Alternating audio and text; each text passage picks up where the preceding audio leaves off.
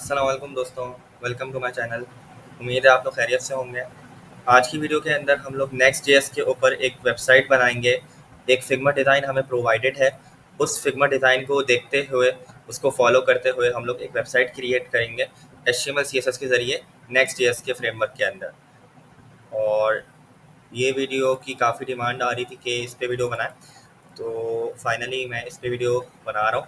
मुझे थोड़ा टाइम नहीं मिल पा रहा था। इस वीडियो के अंदर पार्ट्स होंगे, ये पार्ट 1 है क्योंकि आप लोगों को पता है कि मेरा जो मकसद होता है वीडियो बनाने का वो ये होता है कि आप लोगों को कॉन्सेप्ट क्लियर हो जाए और आप लोग खुद से वीडियोस आप लोग खुद से असाइनमेंट्स सॉल्व कर सको और वेबसाइट बना सको। ठीक है, तो इसलिए मैं साथ साथ समझा भी रहा होता हूँ, कॉन्सेप्ट भी दे रहा होता हूँ। सिर्फ मेरा ये मकसद नहीं होता कि असाइनमेंट हो जाए आप लोगों का, बल्कि आप लोगों को असाइनमेंट तो हो जाए, साथ साथ उसमें कॉन्सेप्ट भी आ जाए। ठीक है, तो मैं इसमें आप लोगों को कॉन्सेप्ट देते हुए जाऊँगा कि अगली बार अगर आप लोगों के पास कोई असाइनमेंट इस तरीके का आए, कोई वेबसाइट बनाने को आए फिग्मा डिज़ाइन पे, कोई क्लाइंट आए आपके पास, तो आप लोग यूट्यूब पे डिपेंडेंट ना हो कि भाई कि यूट्यूब से देख के बनाएंगे हम लोग। नहीं, आप लोग को खुद आ जाएगी। तो वीडियो शुरू करने से पहले एक गुजारिश कि अगर आप लोगों ने मेरे चैनल को सब्सक्राइब नहीं किया तो चैनल को सब्सक्राइब कर दें, मुझे सपोर्ट दें। और अल्हम्दुलिल्लाह पिछले कुछ दिनों में मुझे बहुत सपोर्ट मिला आप लोगों से, तो तहे दिल से उसका मैं शुक्रगुजार हूँ कि आप लोगों ने सपोर्ट किया मुझे और वीडियोस को शेयर किया। एनीवेज, तो यहाँ पे मेरे पास प्लेलिस्ट है चैनल में। कुछ टाइप स्क्रिप्ट की है, वेब डेवलपमेंट की है, नेक्स्ट जेएस की है। तो नेक्स्ट जेएस 14 की प्लेलिस्ट है। अब तो नेक्स्ट जेएस 15 आ गई है, तो उससे रिलेटेड एक वीडियो मैं बनाऊंगा जो कि बहुत इंपॉर्टेंट है, क्योंकि एक प्रॉब्लम आ रही है नेक्स्ट जेएस को डिप्लॉय करने में लोगों को। तो जो वो प्रॉब्लम ये है कि नेक्स्ट जेएस का एक नया वर्जन रिलीज़ हुआ है 15, तो उसमें वो थोड़ा अनस्टेबल है, वो अभी स्टेबल नहीं हुआ, उसमें प्रॉब्लम आ रही है। तो उस पर मैं एक वीडियो बनाऊंगा, वो बहुत इंपॉर्टेंट वीडियो, वो ज़रूर देखिएगा। तो शुरू करते हैं। तो यहाँ पे मेरे पास वेब डेवलपमेंट की प्लेलिस्ट है, इसमें मैंने HTML CSS पे वीडियो जो बनाता हूँ वो इसमें ऐड करता हूँ।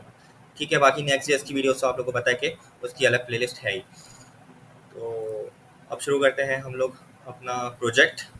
और सबसे पहले मैं असाइनमेंट खोल लूँगा अपना, जो हमें असाइनमेंट दिया गया है फिग्मा का जो डिज़ाइन दिया गया है वो खोल लूँगा। तो उसको खोलने का तरीका क्या है कि यहाँ पे हमारे जो टीचर हैं सर बिलाल मोहम्मद ख़ान, उनकी रेपोजिटरी में के अंदर हूँ मैं, और यहाँ पे नेक्स्ट जेएस क्लास कोड। तो ये लिंक मैं आपको अपने डिस्क्रिप्शन में दे दूँगा, वीडियो के डिस्क्रिप्शन में आपको नीचे, यहाँ पे नीचे दिख जाएगा।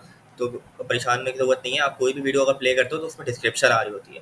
ठीक है, यहाँ से आप लोग लिंक भी देख सकते हो, ये लिंक है bilalmk/nextjs-class code। यहाँ पे मैं आऊँगा और यहाँ पे मेरे पास क्लास 7 का एक फ़ोल्डर है, इसके अंदर आऊँगा तो इसके अंदर मुझे जो मेरा असाइनमेंट है, जो हम लोग का असाइनमेंट है, वो दिख जाएगा।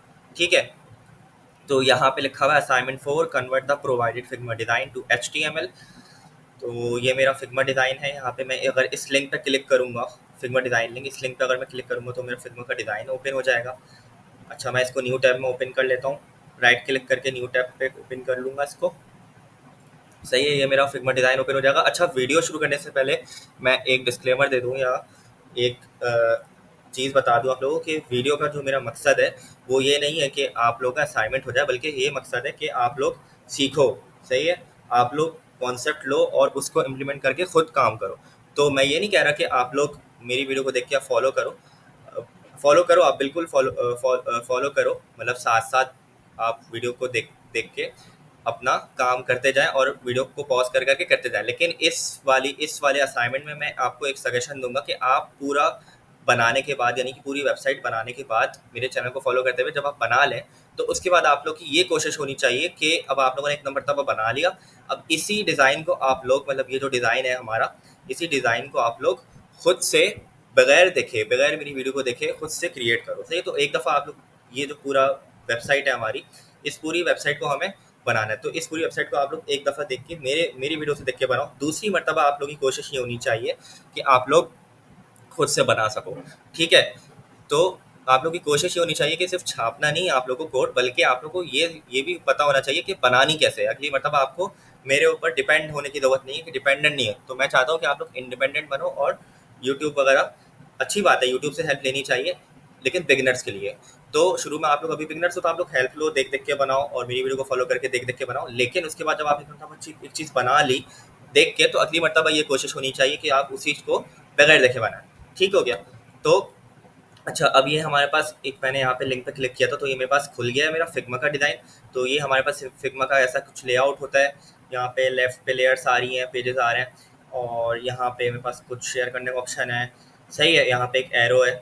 तो इस तरीके से अब मैं इसको अपने माउस से ना, इसको अपने, अगर आप लोग के पास माउस नहीं है तो माउस में तो माउस व्हील होता है, उससे मैं ऊपर नीचे कर रहा हूँ उसको। ठीक है, तो मैं अब थोड़ा सा फिग्मा का एक फिग्मा को चलाते कैसे हैं मैं आपको ये बता देता हूँ, ताकि अभी हम लोग जब काम स्टार्ट करेंगे तो हमें थोड़ा सा आइडिया होना चाहिए कि फिग्मा को चलाते कैसे हैं। ठीक है, तो ये हमारी एक है वेबसाइट, ये आपको दिख रहा है, ये वेबसाइट का एक डिज़ाइन है। तो ये वेबसाइट हमें बनानी है, इस डिज़ाइन को फॉलो करते हुए हमें इस पूरी वेबसाइट को नेक्स्ट.जेएस के अंदर क्रिएट करना है, बनाना है। ठीक हो गया? तो ये बात समझ आ गई आप लोगों को, ये हमारा असाइनमेंट है। अच्छा, अब हम लोग फिग्मा से थोड़ा फेमिलियर हो जाते हैं, फिग्मा को थोड़ा सीख लेते हैं कि ये काम कैसे करता है। तो जैसे ही मैंने लिंक पे क्लिक किया तो मेरे पास ये फिग्मा का एक इंटरफेस खुल गया, और यहाँ पे आप लोग देख सकते हैं मैं इसको ऊपर नीचे कर रहा हूँ। ये कैसे कर रहा हूँ? ये मैं अपने माउस व्हील से कर रहा हूँ, और अगर आप लोग के पास माउस नहीं है तो आप लोग के पास जो लैपटॉप का टच पैड है उस पर आप डबल फिंगर्स से ऊपर नीचे कर सकते हैं इस तरीके से। सही है, मैं डबल फिंगर्स को ऊपर करूंगा, नीचे होगा। डबल फिंगर्स को टच करते हुए मैं इसको नीचे करूंगा तो ये ऊपर होगा। सही है, तो इस तरीके से आप लोग ऊपर नीचे इसको कर सकते हैं डबल फिंगर से। अब अगर आप लोग को इसको जूम करना है तो जूम करने का एक आसान तरीका ये है कि, अच्छा, इसको अगर मूव करना है आपको तो एक और तरीका है इसका मूव करने का। यहाँ पे आप लोग को दिख रहा होगा एक इस तरीके से, ये आइकन हाथ का एक हैंड टूल आ रहा है। इस हैंड टूल पे मैं क्लिक करूंगा। ठीक है, और इस हैंड टूल पे मैं क्लिक करूंगा तो अब मैं सिंगल क्लिक से भी इसको इधर उधर कर सकता हूँ।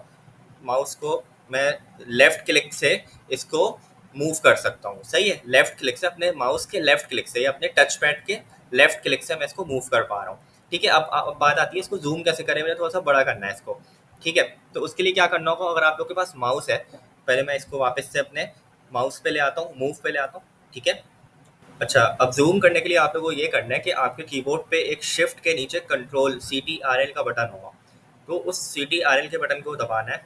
ठीक है, तो शिफ्ट के नीचे कोने पे बॉटम लेफ्ट पे आपके पास एक कंट्रोल का बटन होगा CTRL का, उसको दबाना है। तो कंट्रोल का बटन मैंने दबा लिया, दबा के रखा हुआ है। और अब मैंने जो है ना अपने माउस, जो, अगर आप लोग के पास माउस है तो माउस के व्हील को मैंने आगे की तरफ किया तो ये बड़ा हो गया, और वापस से पीछे की तरफ किया तो ये छोटा हो गया। तो इस तरीके से मैं जूम कर सकता हूँ इसको। सही है, मूव करने के लिए मैं क्या करूँगा, हैंड लूँगा, यहाँ से हैंड करके मूव कर लूँगा। मुझे अगर इस पिक्चर पे जूम करना है तो मैं क्या करूँगा, मैंने ऐसे हैंड लिया, इस पिक्चर पे आए, सामने अपने पिक्चर की, और यहाँ पे वापस से मैंने माउस पे क्लिक किया, और वापस अब मैं कंट्रोल दबाऊंगा। सही है, कंट्रोल दबा के मैं इस पर जूम करूँगा, पिक्चर पे माउस लाया और यहाँ पे मैं अब कंट्रोल दबा के जूम कर रहा हूँ। ठीक है, अगर मैं माउस यहाँ पे लाऊंगा तो यहाँ पे जूम होगा, कंट्रोल दबा के मैं जूम कर रहा हूँ, यहाँ पे जूम हो गया। अगर मैं जॉन पे जूम करना चाहता हूँ तो मैं माउस जॉन पे लाऊंगा इस तरीके से। ठीक है, माउस जॉन पे लाया, ये आ गया मेरा माउस, कंट्रोल दबाया, और माउस जो मेरा माउस है उसका जो व्हील है, स्क्रॉल व्हील, उससे मैंने आगे किया, तो इस तरीके से ये जूम हो गया। ठीक है, और अगर मुझे वापस से छोटा करना है इसको, तो मैं क्या करूँगा, फिर माउस के व्हील को पीछे की तरफ घुमाऊंगा, तो इस तरीके से पीछे हो गया। सही है, तो ये आप लोगों ने देख लिया कि कैसे हम लोग जूम कर सकते हैं। अच्छा, अब अगर आपके पास टच पैड है, सही है, अगर माउस नहीं है, लैपटॉप पे आप लोग काम कर रहे हो, तो यहाँ पे हमें मूव करने का मैकेनिज्म तो हमें पता है। यहाँ पे हैंड टूल पे आएंगे, लेफ्ट क्लिक दबाएंगे, लैपटॉप के टच पैड का लेफ्ट क्लिक दबाएंगे, दबा के रखना है, लेफ्ट क्लिक दबा के रखना है, और इस तरीके से हम लोग जब मूव करेंगे माउस को, मतलब टच पैड पे जब हम लोग फिंगर से मूव करेंगे तो ये मूव हो रहा है। ठीक है, ऊपर नीचे हो रहा है, इधर उधर हो रहा है। अब अगर आपको जूम करना है तो उसके लिए सिंपल, हम वापस से माउस पे आएंगे, हम यहाँ पे कंट्रोल दबाएंगे। सही है, और कंट्रोल दबाने के बाद आप लोग क्या कर सकते हो, इसको दो फिंगर से इसको आप लोग जूम कर सकते हो। मतलब ये कि टच पैड पे आप लोग क्या कर सकते हो, उसको दो फिंगर से जूम कर सकते हो। अच्छा, कंट्रोल दबाने की ज़रूरत नहीं है, डायरेक्ट आप लोग इसको क्या क्या कर सकते हो, कैसे, मैं ये कैसे जूम कर रहा हूँ, मैं टच पैड से कर रहा हूँ। कैसे, मैं दो फिंगर्स का इस्तेमाल करते हुए अपने टच पैड पे जूम कर रहा हूँ। जैसे हम मोबाइल पे पिक्चर को जूम करते हैं, उसी तरीके से टच पैड पे आपको इस तरीके से करना है, तो ये जूम हो रहा है, देखें जूम हो रहा है। और अगर वापस से मुझे इसको छोटा करना है तो वापस से मैं इसका उल्टा करूँगा अपने टच पैड पे, तो ये अनजूम हो गया। सही है, तो इस तरीके से हमने देख लिया। अगर आप लोग को मूव करना है इसको, तो एक और मूव करने का तरीका ये है, टच पैड से अगर मूव करना है तो इसको यहाँ से ज़रूरी नहीं है कि यहाँ से आप हैंड टूल पकड़ो, आपको इसको एक और तरीका होता है मूव करने का टच पैड से। दो फिंगर्स दो फिंगर्स रखी टच पैड पे और इसको बस इधर उधर हमने मूव करना है, मतलब अपनी दोनों फिंगर्स को राइट या लेफ्ट मूव करना है, तो इस तरीके से मूव हो जाएगा। ऊपर नीचे मूव करेंगे तो ऊपर नीचे मूव हो जाएगा। ठीक हो गया। इस तरीके से जूम करने का मैंने बता दिया, जैसे पिक्चर को जूम करते हैं वैसे हम लोग दो फिंगर्स के साथ टच पैड पे हम लोग इस तरीके से जूम और अनजूम कर सकते हैं, मतलब छोटा या बड़ा कर सकते हैं। ठीक है, तो ये चीज़ हमने देख ली। अब बात कर लेते हैं कि ये इन एलिमेंट्स की, अगर मैं सी एस एस की बात करूँ तो आप लोग को पता है कि हम लोग कैसे स्टाइलिंग करेंगे सी एस एस से। ठीक है, तो सी एस एस की अगर मैं बात करूँ तो सी एस एस की कुछ प्रॉपर्टीज़ होती हैं, तो हमें कैसे पता चलेगा कि ये कौन सा फॉन्ट है, ये कौन सा कलर है, ये कौन सा कलर यूज़ हो रहा है, इस पिक्चर का साइज़ क्या है। तो हमें कुछ प्रॉपर्टीज़ राइट पे यहाँ पे दिख जाती हैं इस एलिमेंट को सिलेक्ट करने पे। तो अगर मैं इस पिक्चर की बात करूँ, अच्छा इस पिक्चर से भी पहले हम लोग लेयर्स की बात कर लेते हैं। ठीक है, तो हमारे पास जब भी एक वेबसाइट होती है ना, मैं इसको अनजूम कर रहा हूँ। ठीक है, तो हमारे पास जो वेबसाइट होती है ना, यहाँ पे जो फिग्मा के अंदर एक पूरा डिज़ाइन का पेज होता है, तो उसमें लेयर्स होती हैं कुछ। आप लोग यहाँ पे देखिए, लेफ्ट पे आपके पास एक लेयर्स का ऑप्शन आ रहा है। ठीक है, और यहाँ पे ड्रॉप डाउन आ रहा है, तो मैंने इस ड्रॉप डाउन पे क्लिक करना है। इस ड्रॉप डाउन पे क्लिक किया, यहाँ पे हमें पास एक होम का आ गया। ठीक है, एक ये पूरा जो मेरा होम है, अगर मैं इसको सिलेक्ट करूँ तो ये पूरा मेरा डिज़ाइन सेलेक्ट हो गया, पूरी वेबसाइट है, ये मेरा होम पेज है। ठीक है, यहाँ पे लिखा हुआ है, क्या लिखा हुआ है, होम पेज, तो ये मेरा होम पेज है। अब इस होम के अंदर भी मेरे पास एक क्या आ रहा है, ड्रॉप डाउन आ रहा है, तो इसको खोल लेते हैं, ओपन कर लेते हैं। इसको मैं यहाँ से टॉगल कर सकता हूँ, क्लोज कर सकता हूँ या ओपन कर सकता हूँ, तो इसको ओपन किया मैंने। अब मेरे पास फुटर आ गया।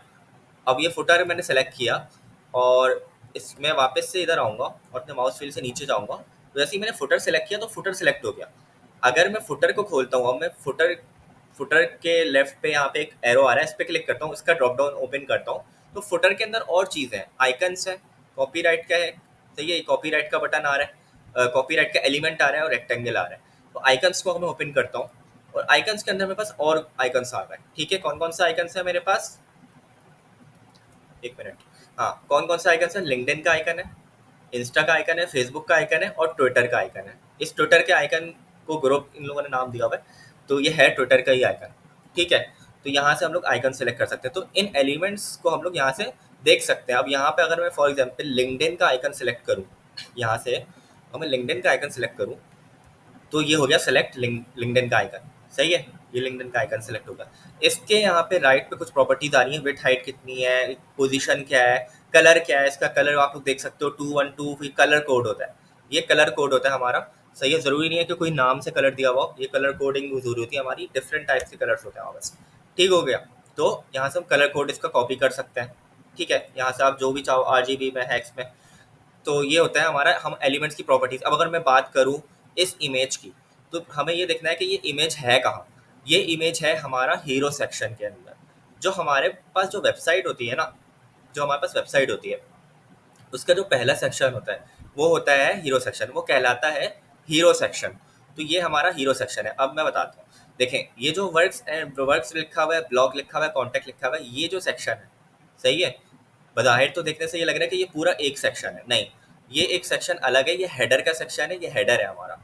ठीक है, और ये जो हेडर के नीचे हमारे पास इतना पार्ट है, ये पार्ट हेडर के नीचे, ये वाला पार्ट, ये है हीरो सेक्शन, ये हेडर, सही है, सॉरी, ये हेडर है हमारा जिसके अंदर तीनों लिंक्स हैं, और हेडर के नीचे हमारे पास हीरो सेक्शन है। सही हो गया। अच्छा, इसी तरीके से मैं फुटर की बात कर लूँ, तो फुटर हमारा जो है वो इतना बड़ा फुटर नहीं है, फुटर हमारा इतना है खाली, ये रहा हमारा फुटर। सही है, और ये जो है ना हमारा, ये अलग सेक्शन है। अब क्योंकि ये इनका कलर सेम है ना, तो ये आप लोग को लग रहा है कि ये इतना बड़ा फुटर है, नहीं, इतना बड़ा फुटर नहीं है, इनका कलर सेम है। ये सेक्शन है हमारा, इस सेक्शन के नीचे है हमारा फुटर, ये रहा। ये जो हमारी चीज़ें आ रही हैं, आइकन्स आ रहे हैं, कॉपीराइट है, ये फुटर के अंदर है खाली। ये फीचर्ड वर्क्स ये नहीं है, ये हमारे ब्लॉग्स हैं। सही है, तो ये जो चीज़ें हैं ये फुटर के अंदर नहीं है, फुटर के अंदर क्या है, सिर्फ ये चीज़ है। सही हो गया। तो हमने पहले तो डिज़ाइन को समझना है। जब भी आपको क्लाइंट देगा कोई डिज़ाइन, तो आपको सबसे पहले समझना होगा कि भाई क्या क्या चीज़ें हैं, क्या क्या इसमें चीज़ें हैं, कितने सेक्शंस हैं, हेडर फुटर कैसा है, ये सब चीज़ें आपको देखनी होंगी। तो डायरेक्ट आपको बनाना स्टार्ट नहीं करना। सही है। अब अगर मैं बात करूँ इस पिक्चर की, मैं चाहता हूँ कि भाई इस पिक्चर की हाइट विड्थ क्या है, इसकी डायमेंशंस क्या है, तो इसको सेलेक्ट करना पड़ेगा। तो मैंने क्या बताया, हीरो सेक्शन है। तो अब हम अपने लेयर्स में ढूंढ लेते हैं हीरो सेक्शन का है। तो लेयर्स में हम आए और ये फुटर मैंने खोला हुआ था यहाँ से, इस फुटर को मैं वापस से क्लोज कर दूंगा। सही है, क्लोज कर दिया। अब यहाँ पे हीरो सेक्शन दिख रहा है मुझे, ये रहा। जैसे ही मैंने हीरो सेक्शन पे क्लिक किया तो आप लोग देख सकते हो हीरो सेक्शन के क्लिक करने पे मैं ये सिलेक्ट हो गया। सही है, तो मैंने यही बताया था कि ये हीरो सेक्शन होता है। अब अगर मैं इस हीरो सेक्शन को खोलूँ यहाँ से, इसके ड्रॉप डाउन पे जाके ये खोला मैंने, तो दो चीज़ें आ रही हैं, हीरो टेक्स्ट, हीरो इमेज। अगर मैं हीरो इमेज पे सिलेक्ट करूँ तो ये मेरा इमेज आ गया, और हीरो टेक्स्ट पे सिलेक्ट करूँगा तो ये वाला एक सेक्शन आ गया, या यानी ये वाला एक डिव आ गया। ठीक है, तो अब मैं आऊँगा हीरो इमेज को खोलूँगा और इसके अंदर मेरे पास इमेज पड़ा हुआ है, इस इमेज पे क्लिक कर दूँगा। ठीक है, तो अब इस हीरो इमेज का बेसिकली, ये हीरो इमेज हमारा इमेज नहीं है, एक डिव है। इसके अंदर एक असल हमारा इमेज है, जो कि आप लोग देख सकते हो सिर्फ इमेज के नाम से आ रहा है, ये हमारा असल इमेज है। तो हमने इस पर क्लिक किया तो हमें पता चल गया। अब राइट पे देख लेते हैं। हमने देखा कि राइट पे इसकी क्या प्रॉपर्टीज है। राइट पे हमने देखा इसकी विड्थ है 292, हाइट है 299, टॉप से ये 246 पिक्सल है, और लेफ्ट से ये कितने पिक्सल है, 969। ठीक है, तो ये चीज़ हमें पता चल गई। विथ हाइट इंपॉर्टेंट होती है, पोजीशन हम लोग खुद सेलेक्ट कर लेता है, खुद सेट कर लेता है। विथ हाइट इंपॉर्टेंट होती है। ठीक है, तो अब मैं बात कर लेता हूँ टेक्स्ट की। अब अगर मुझे देखना है कि भाई ये टेक्स्ट जो है, ये टेक्स्ट कौन से कलर का है, कौन से फॉन्ट साइज का, फॉन्ट साइज क्या है, इसका फॉन्ट फैमिली क्या है, तो मैं इस पर सिर्फ टेक्स्ट पे क्लिक करूंगा, हीरो टेक्स्ट पे आके। सही है, हीरो टेक्स्ट पे आया और इसको ड्रॉप डाउन खोल लिया। अब यहाँ पे देख लेते हैं अंदर क्या क्या चीज़ें पड़ी हुई है हमारे पास पड़ी हुई है हीरो टेक्स्ट के अंदर, रेज्यूमे डाउनलोड। इसको खोल लेते हैं। ये क्या बता रहा है, अच्छा ये बटन आ गया, ये हमें बटन की स्टाइलिंग देगा। आप लोग देखो, मैं इस पर क्लिक करता हूँ। जैसे ही मैंने इस पर क्लिक किया, इस रेज्यूमे डाउनलोड पे, तो अगर मैं इसके अंदर टेक्स्ट पे क्लिक करूंगा तो सिर्फ टेक्स्ट सेलेक्ट हो रहा है। देखिए अभी सिर्फ टेक्स्ट सेलेक्ट हो गया, क्योंकि मैंने बटन के अंदर भी सिर्फ टेक्स्ट को सेलेक्ट किया। अगर मैं इस पूरे बटन को सिलेक्ट करूँ, ये पूरा बटन है मेरा, तो अब जब मैंने इस पूरे बटन को सिलेक्ट किया तो ये पूरा बटन सेलेक्ट हो गया। तो ये हमारा पूरा बटन है, इसके अंदर मैं टेक्स्ट को सिलेक्ट कर रहा हूँ तो सिर्फ टेक्स्ट है। ठीक है, तो ये हमारा पूरा बटन है। इसकी स्टाइलिंग हमारे पास, हमें लेफ्ट पे, अब मैंने इसको सेलेक्ट कर लिया ना, इसको हमने सेलेक्ट कर लिया, तो यहाँ पे मेरी इसकी स्टाइलिंग आ गई कि ये इतने बिट हाइट का है। अब अगर मैं ये चाहता हूँ कि इसका कलर क्या है, तो इसका कलर भी हम देख सकते हैं। मैं सिर्फ इस टेक्स्ट पे क्लिक करूँगा। सही है, तो यहाँ पे मुझे ये कलर नहीं दे रहा, हाँ, क्योंकि टेक्स्ट का कलर हमारे क्या है, वाइट है।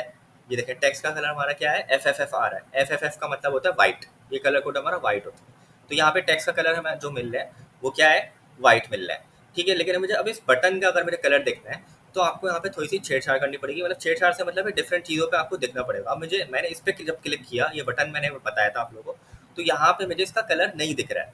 सही है, तो बिल्कुल परेशान होने की बात नहीं है। यहाँ पे हम लोग क्या करेंगे, सिंपल रेक्टेंगल पे चेक कर लेंगे कि रेक्टेंगल पे क्या कलर है। एक रेक्टेंगल पे चीज़ आ रही है हमारे पास।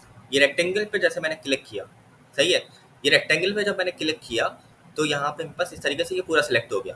ठीक है, तो बेसिकली हमारा जो बटन है वो ये, इसको हम बटन कह सकते हैं। तो अब जब मैंने रेक्टेंगल पे क्लिक किया, अब मैं देखता हूँ क्या मुझे यहाँ पे कलर मिल रहा है। तो अब मैं चेक कर लेता हूँ। मैं आऊँगा राइट पे अपने, और यहाँ पे राइट पे मुझे कलर मिल गया, ये रहा कलर मिल गया मुझे, अपने बटन का कलर मिल गया। तो यहाँ पे आप लोगों को वैसे तो इस पे मैं जब क्लिक कर रहा हूँ तो इस पे मुझे कलर मिल जाना चाहिए था यहाँ पे, लेकिन यहाँ पे मुझे रेक्टेंगल पे मिला है कलर, रेक्टेंगल पे सिलेक्ट करने से। सही है, तो ये तो मैंने आपको थोड़ा सा एक ओवरव्यू दे दिया। अब अगर मैं फॉर एग्जांपल कलर को कॉपी करना चाह रहा हूँ, तो मैंने रेक्टेंगल सेलेक्ट किया और यहाँ पे बस कॉपी का ऑप्शन आ रहा है। तो इस कॉपी के ऑप्शन पे मैंने क्लिक करना है, तो ये कलर कोड कॉपी कर लेगा और हम CSS में जाके लगा देंगे। वो आप अभी मैं बताता हूँ कैसे लगाएंगे। तो ये हो गया हमारा, इस तरीके से हमने कलर कॉपी कर लिया। ठीक है, अच्छा, इसमें आई थिंक अब हम लोग स्टार्ट कर सकते हैं। मैंने थोड़ा बहुत आप लोगों को फिग्मा का ओवरव्यू दे दिया। अच्छा हाँ, अब मुझे फ़ॉन्ट साइज़ का बताना था, फ़ॉन्ट फैमिली का। तो मैं क्या करूँगा, मुझे हीरो टेक्स्ट में आना है। हीरो टेक्स्ट में आया, हीरो टेक्स्ट के अंदर मेरे पास ये सारी चीज़ें आ रही हैं, ऐसा ही है।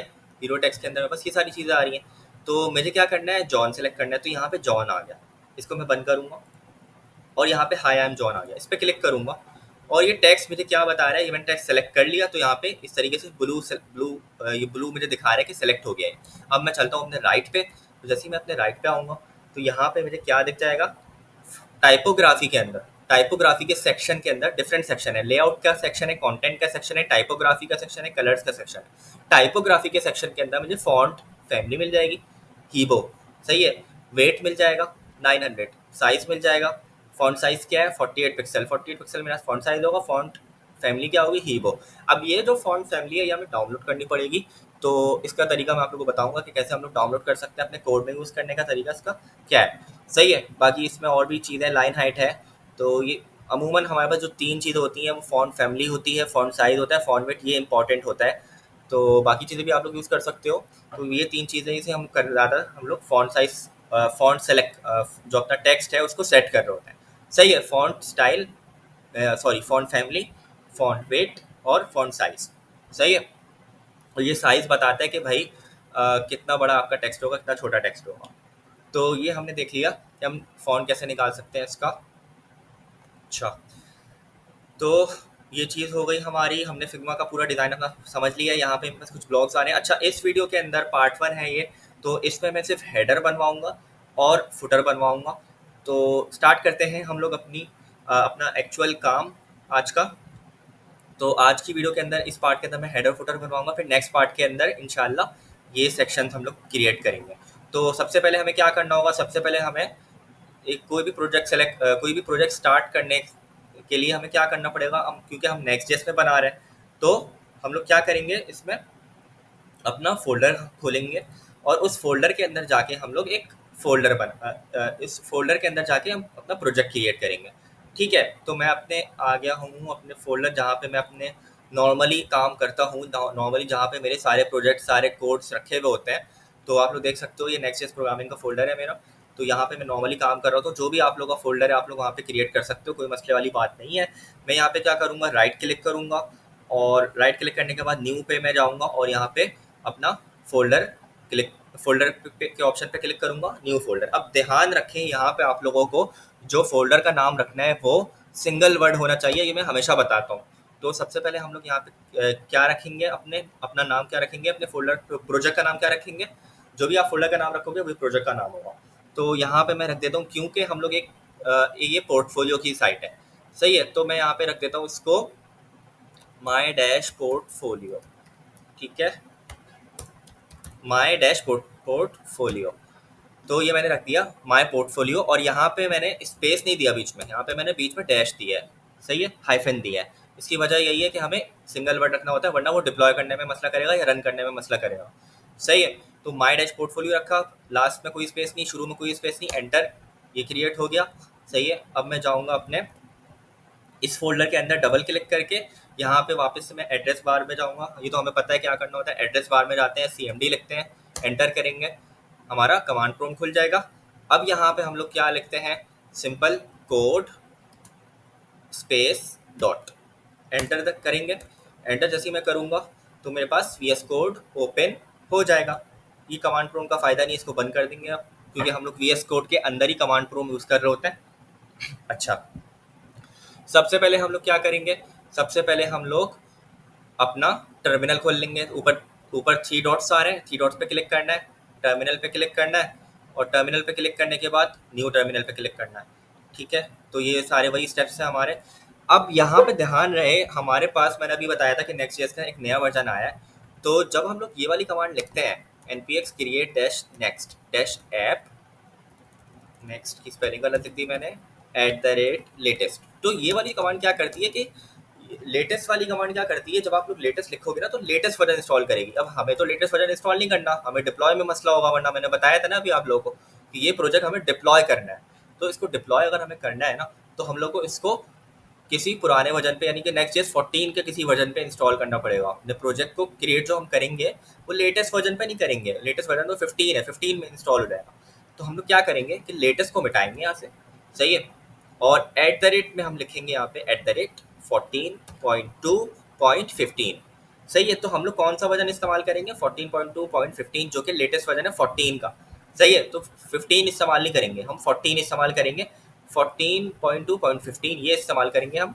स्पेस दूंगा मैं, स्पेस देने के बाद मैंने यहाँ पे डॉट दे देना, क्योंकि मैं चाहता हूँ कि मेरी इसी फोल्डर के अंदर मेरे पास सारी फाइल्स आ जाए। तो जैसे मैंने यहाँ पे डॉट स्पेस दिया, डॉट दिया और एंटर किया, तो अब मुझसे ये पूछ रहा है ओके टू प्रोसीड, वाई मतलब येस, हाँ मैं चाहता हूँ कि अब मेरा प्रोजेक्ट क्रिएट हो जाए। मैं वाई पे क्लिक कर एंटर करूँगा, वाई मतलब वाई लिख के एंटर करूँगा। तो ये पूछ रहा है टाइप से यूज़ करना चाहते हैं, हाँ मैं चाहता हूँ।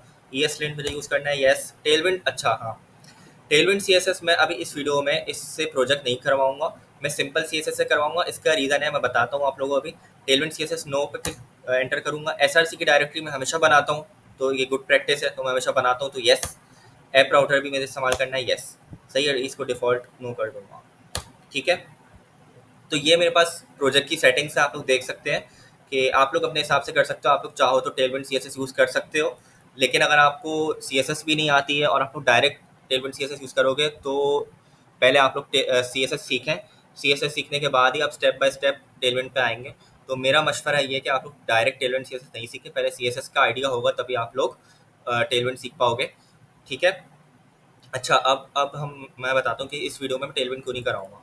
इसका रीज़न ये है कि पहले तो ये कि हमारा जो असाइनमेंट है उसमें खुद लिखा हुआ है कि you are encourage to use either custom CSS और टेलविंड। आप लोग कस्टम CSS भी यूज़ कर सकते हो, मतलब नॉर्मल CSS, और टेलविंड भी कर सकते हो, सही है, स्टाइलिंग के लिए। तो क्या लिखा हुआ है, टेलविंड CSS भी यूज़ कर सकते हैं या कस्टम भी, तो अब मैं कस्टम से करवाऊंगा। अच्छा, इसका रीज़न, मेन रीज़न ये है कि मैंने अभी तक अपने चैनल पे ना टेलविंड CSS नहीं पढ़ाई है, तो मैं ये चाह रहा हूँ कि पहले टेलविंड CSS में करवा दूँ, थोड़ा सा उसका आइडिया हो जाए आप लोगों को, तभी मैं आप लोगों को उसको प्रोजेक्ट में यूज़ करके दिखाऊँ। वरना ये होगा कि आप लोग छाप तो लोगे, इसको कर तो लोगे, लेकिन आप लोगों को कॉन्सेप्ट समझ नहीं आएगा, क्योंकि टेलविंड CSS मैं प्रोजेक्ट करवाऊंगा या अच्छे से समझाऊंगा, सही है। तो टेलविंड CSS पे एक अलग से वीडियो आएगी, सही है, जो कि मेरी next video, next upcoming videos जो हैं उसमें मैं डालूंगा। तो टेलविंड CSS मैं उसमें कवर करवाऊंगा। ठीक है, तो इस वीडियो के अंदर मैं टेलविंड CSS करवाऊंगा, फिर आप लोग चाहो तो इस प्रोजेक्ट में डाल भी सकते हो अगर आप लोग को आती है। तो मैं ये मना नहीं कर रहा आप लोगों को कि अगर आप लोग को टेलविंड आती है तो आप लोग टेलविंड यूज़ कर लो, सही है, लेकिन अगर आपको नहीं आती तो मेरे साथ चल लो। तो अभी हम इस वीडियो में कस्टम CSS से ही काम करेंगे। तो हम स्टार्ट करते हैं कस्टम CSS से। अब हमारा प्रोजेक्ट क्रिएट हो गया होगा, सक्सेस आ चुका होगा, यहाँ पे सक्सेस का आ गया है, प्रोजेक्ट क्रिएट हो गया हमारा, सही है, फर्स्ट स्टेप हो गया हमारा।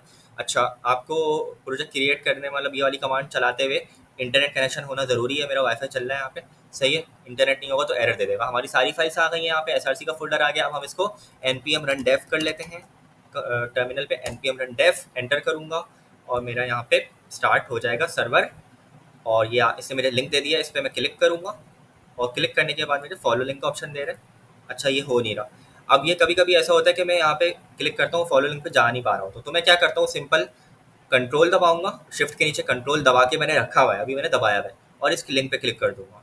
ठीक है, तो जैसे ही मैंने इस पर क्लिक किया तो मेरे यहाँ पे इसने मेरा सर्वर लोकल होस्ट 3000 पे स्टार्ट हो गया। बहुत सारे लोग ये कह रहे होते हैं कि 3001 आ रहा है, यहाँ पे 2 आ रहा है, 3 आ रहा है, तो उससे कोई प्रॉब्लम की बात नहीं है। उसका मतलब सिर्फ ये है कि आपने जो है ना टर्मिनल को क्लोज नहीं किया और आपने मल्टीपल मरतबा npm run dev की कमांड चला ली है।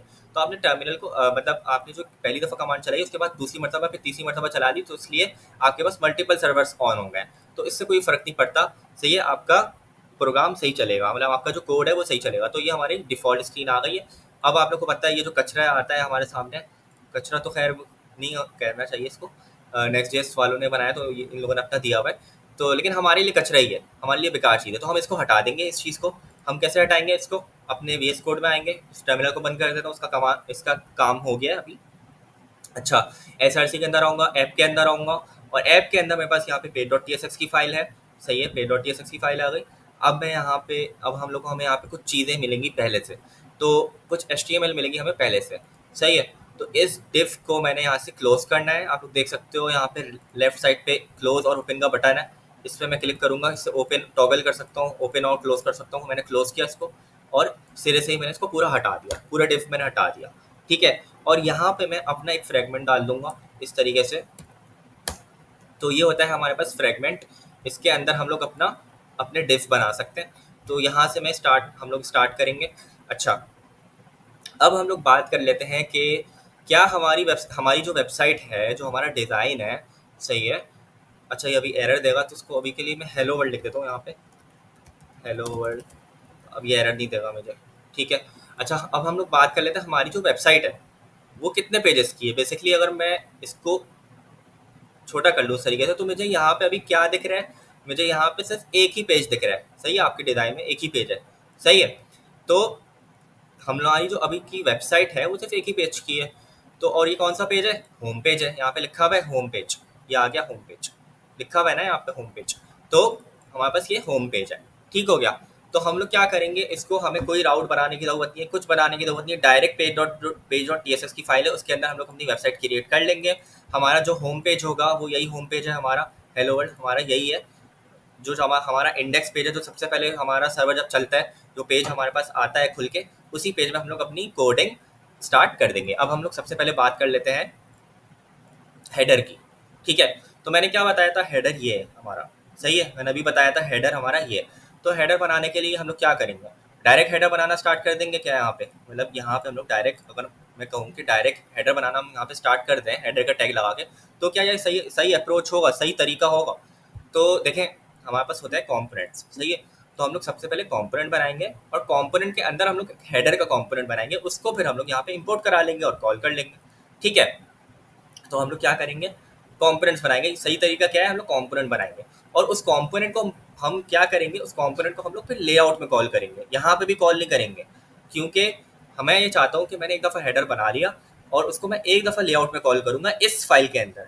इस पर मैंने पहले भी बात की है, layout dot T S x पर मैंने पहले भी वीडियो बना चुकी है, उसमें इसमें मैंने डिटेल में बताया कि layout dot T S x क्या करता है। अभी इसकी डिटेल में मैं नहीं जाऊँगा, सिर्फ मैं इतना बता देता हूँ कि हम लोग क्या करेंगे, कंपोनेंट बनाएंगे, कंपोनेंट बना के उसको layout dot T S S के अंदर इंपोर्ट कराएंगे, वहाँ यूज़ कर लेंगे। उससे होगा ये कि इन फ्यूचर अगर आप लोगों को कभी वर्क्स का पेज बनाने की ज़रूरत पड़ती है, ब्लॉग की ज़रूरत पड़ती है, कॉन्टैक्ट की ज़रूरत पड़ती है, तो जब भी आप पेज बनाओगे ना, तो आपको उसमें हेडर लगाने की ज़रूरत नहीं पड़ेगी।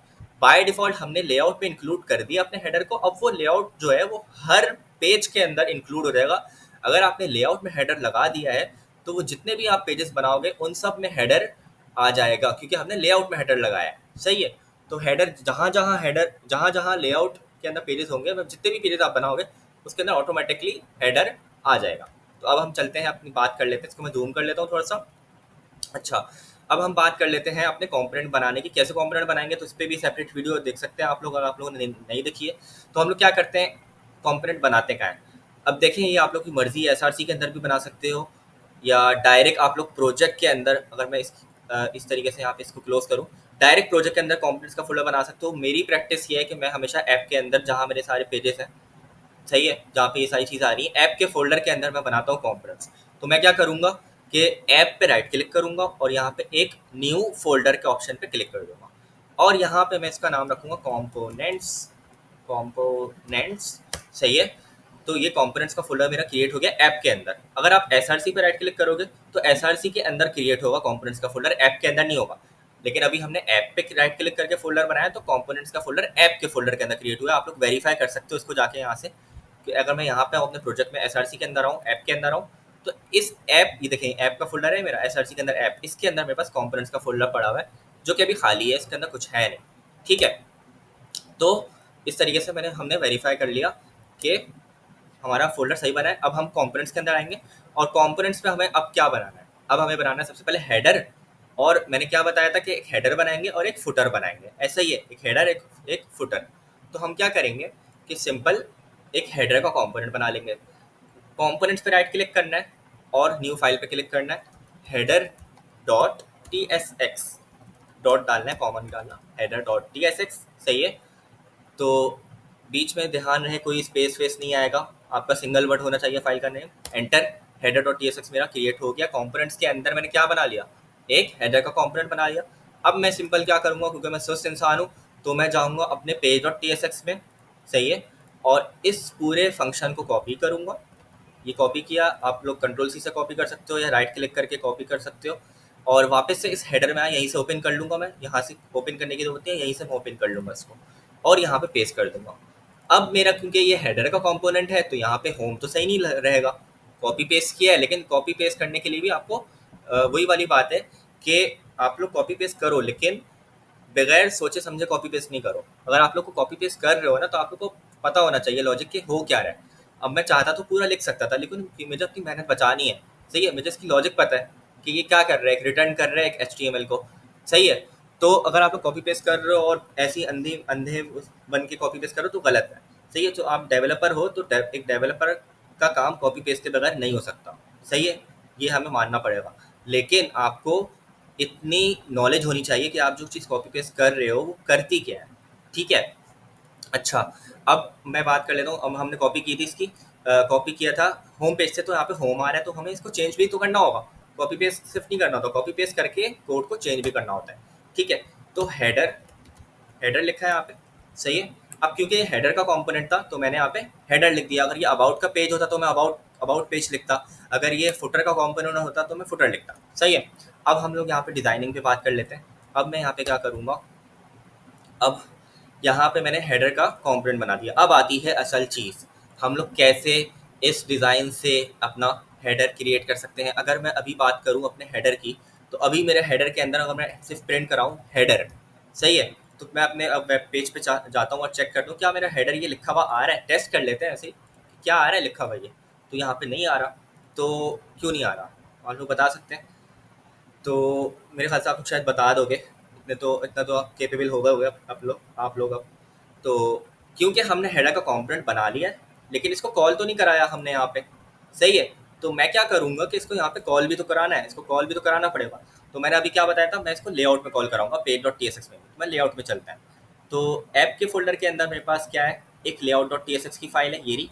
इस पर क्लिक करूँगा और यहाँ पे सबसे ऊपर मैं इम्पोर्ट करवाऊँगा। किसको? इस कॉम्पोनेंट को इम्पोर्ट, सही है। और इसने मुझे खुद ही दे दिया, देखें खुद ही दे दिया, लेकिन मैं पूरा टाइप करूँगा खुद ही। तो मैं यहाँ पे लिखूँगा इम्पोर्ट हेडर फ्रॉम, सही है। और यहाँ पे आ गया हमारे पास इस तरीके से inverted commas, double inverted commas और एट द रेट लगाना है, सही है। अब ये एट द रेट जो है ना हमें ऐप के एस आर सी के अंदर ला के खड़ा कर देगा। एट द रेट स्लैश, जैसे ही मैंने एट द रेट स्लैश लगाया ना, तो इसने एस आर सी के अंदर जितने भी फोल्डर्स है वो दे दिया। एस आर सी के अंदर सिर्फ एक ही फोल्डर पड़ा हुआ है ऐप का। ऐप पे क्लिक किया, स्लैश, स्लैश पे क्लिक किया, स्लैश एंड स्लैश लिखा, और हमारे पास यहाँ पे और चीज़ आ गई, कॉम्पोनेंट्स लिखा, कॉम्पोनेंट्स पे एंटर किया, फिर वापस से स्लैश लिखा, हेडर आ गया, हेडर पे क्लिक किया, ये हमारा हो गया इम्पोर्ट, सही है। अब ये क्योंकि डिम कलर से आया है, इसका मतलब अभी तक हमने इसको यूज़ नहीं किया है। हमने इम्पोर्ट तो कर लिया, लेकिन इसको यूज़ भी तो करना होगा, तो यूज़ कहाँ करेंगे। तो अब चलते हैं नीचे, layout dot T S S की फाइल के अंदर हमने इम्पोर्ट किया हेडर को, सही है। हेडर के कॉम्पोनेंट को इम्पोर्ट करने के बाद हमने क्या करना है कि इस बॉडी के अंदर आप लोग जब नीचे आओगे ना, तो रिटर्न हो रहा है यहाँ पे एक फंक्शन चल रहा है रूट लेआउट का। तो यहाँ पे क्या हो रहा है, बेसिकली छोटी सी लॉजिक में बता देता हूँ। अच्छा, तो आप लोगों को पता है कि एच टी एम एल के अंदर हमारे पास बॉडी होती है, ठीक है। तो layout dot T S S के अंदर ना हमारे पास क्या होता है कि एक फंक्शन होता है रूट लेआउट का, उसके अंदर हमारे पास कुछ H T M L return हो रही होती है, एच टी एम एल और फिर बॉडी।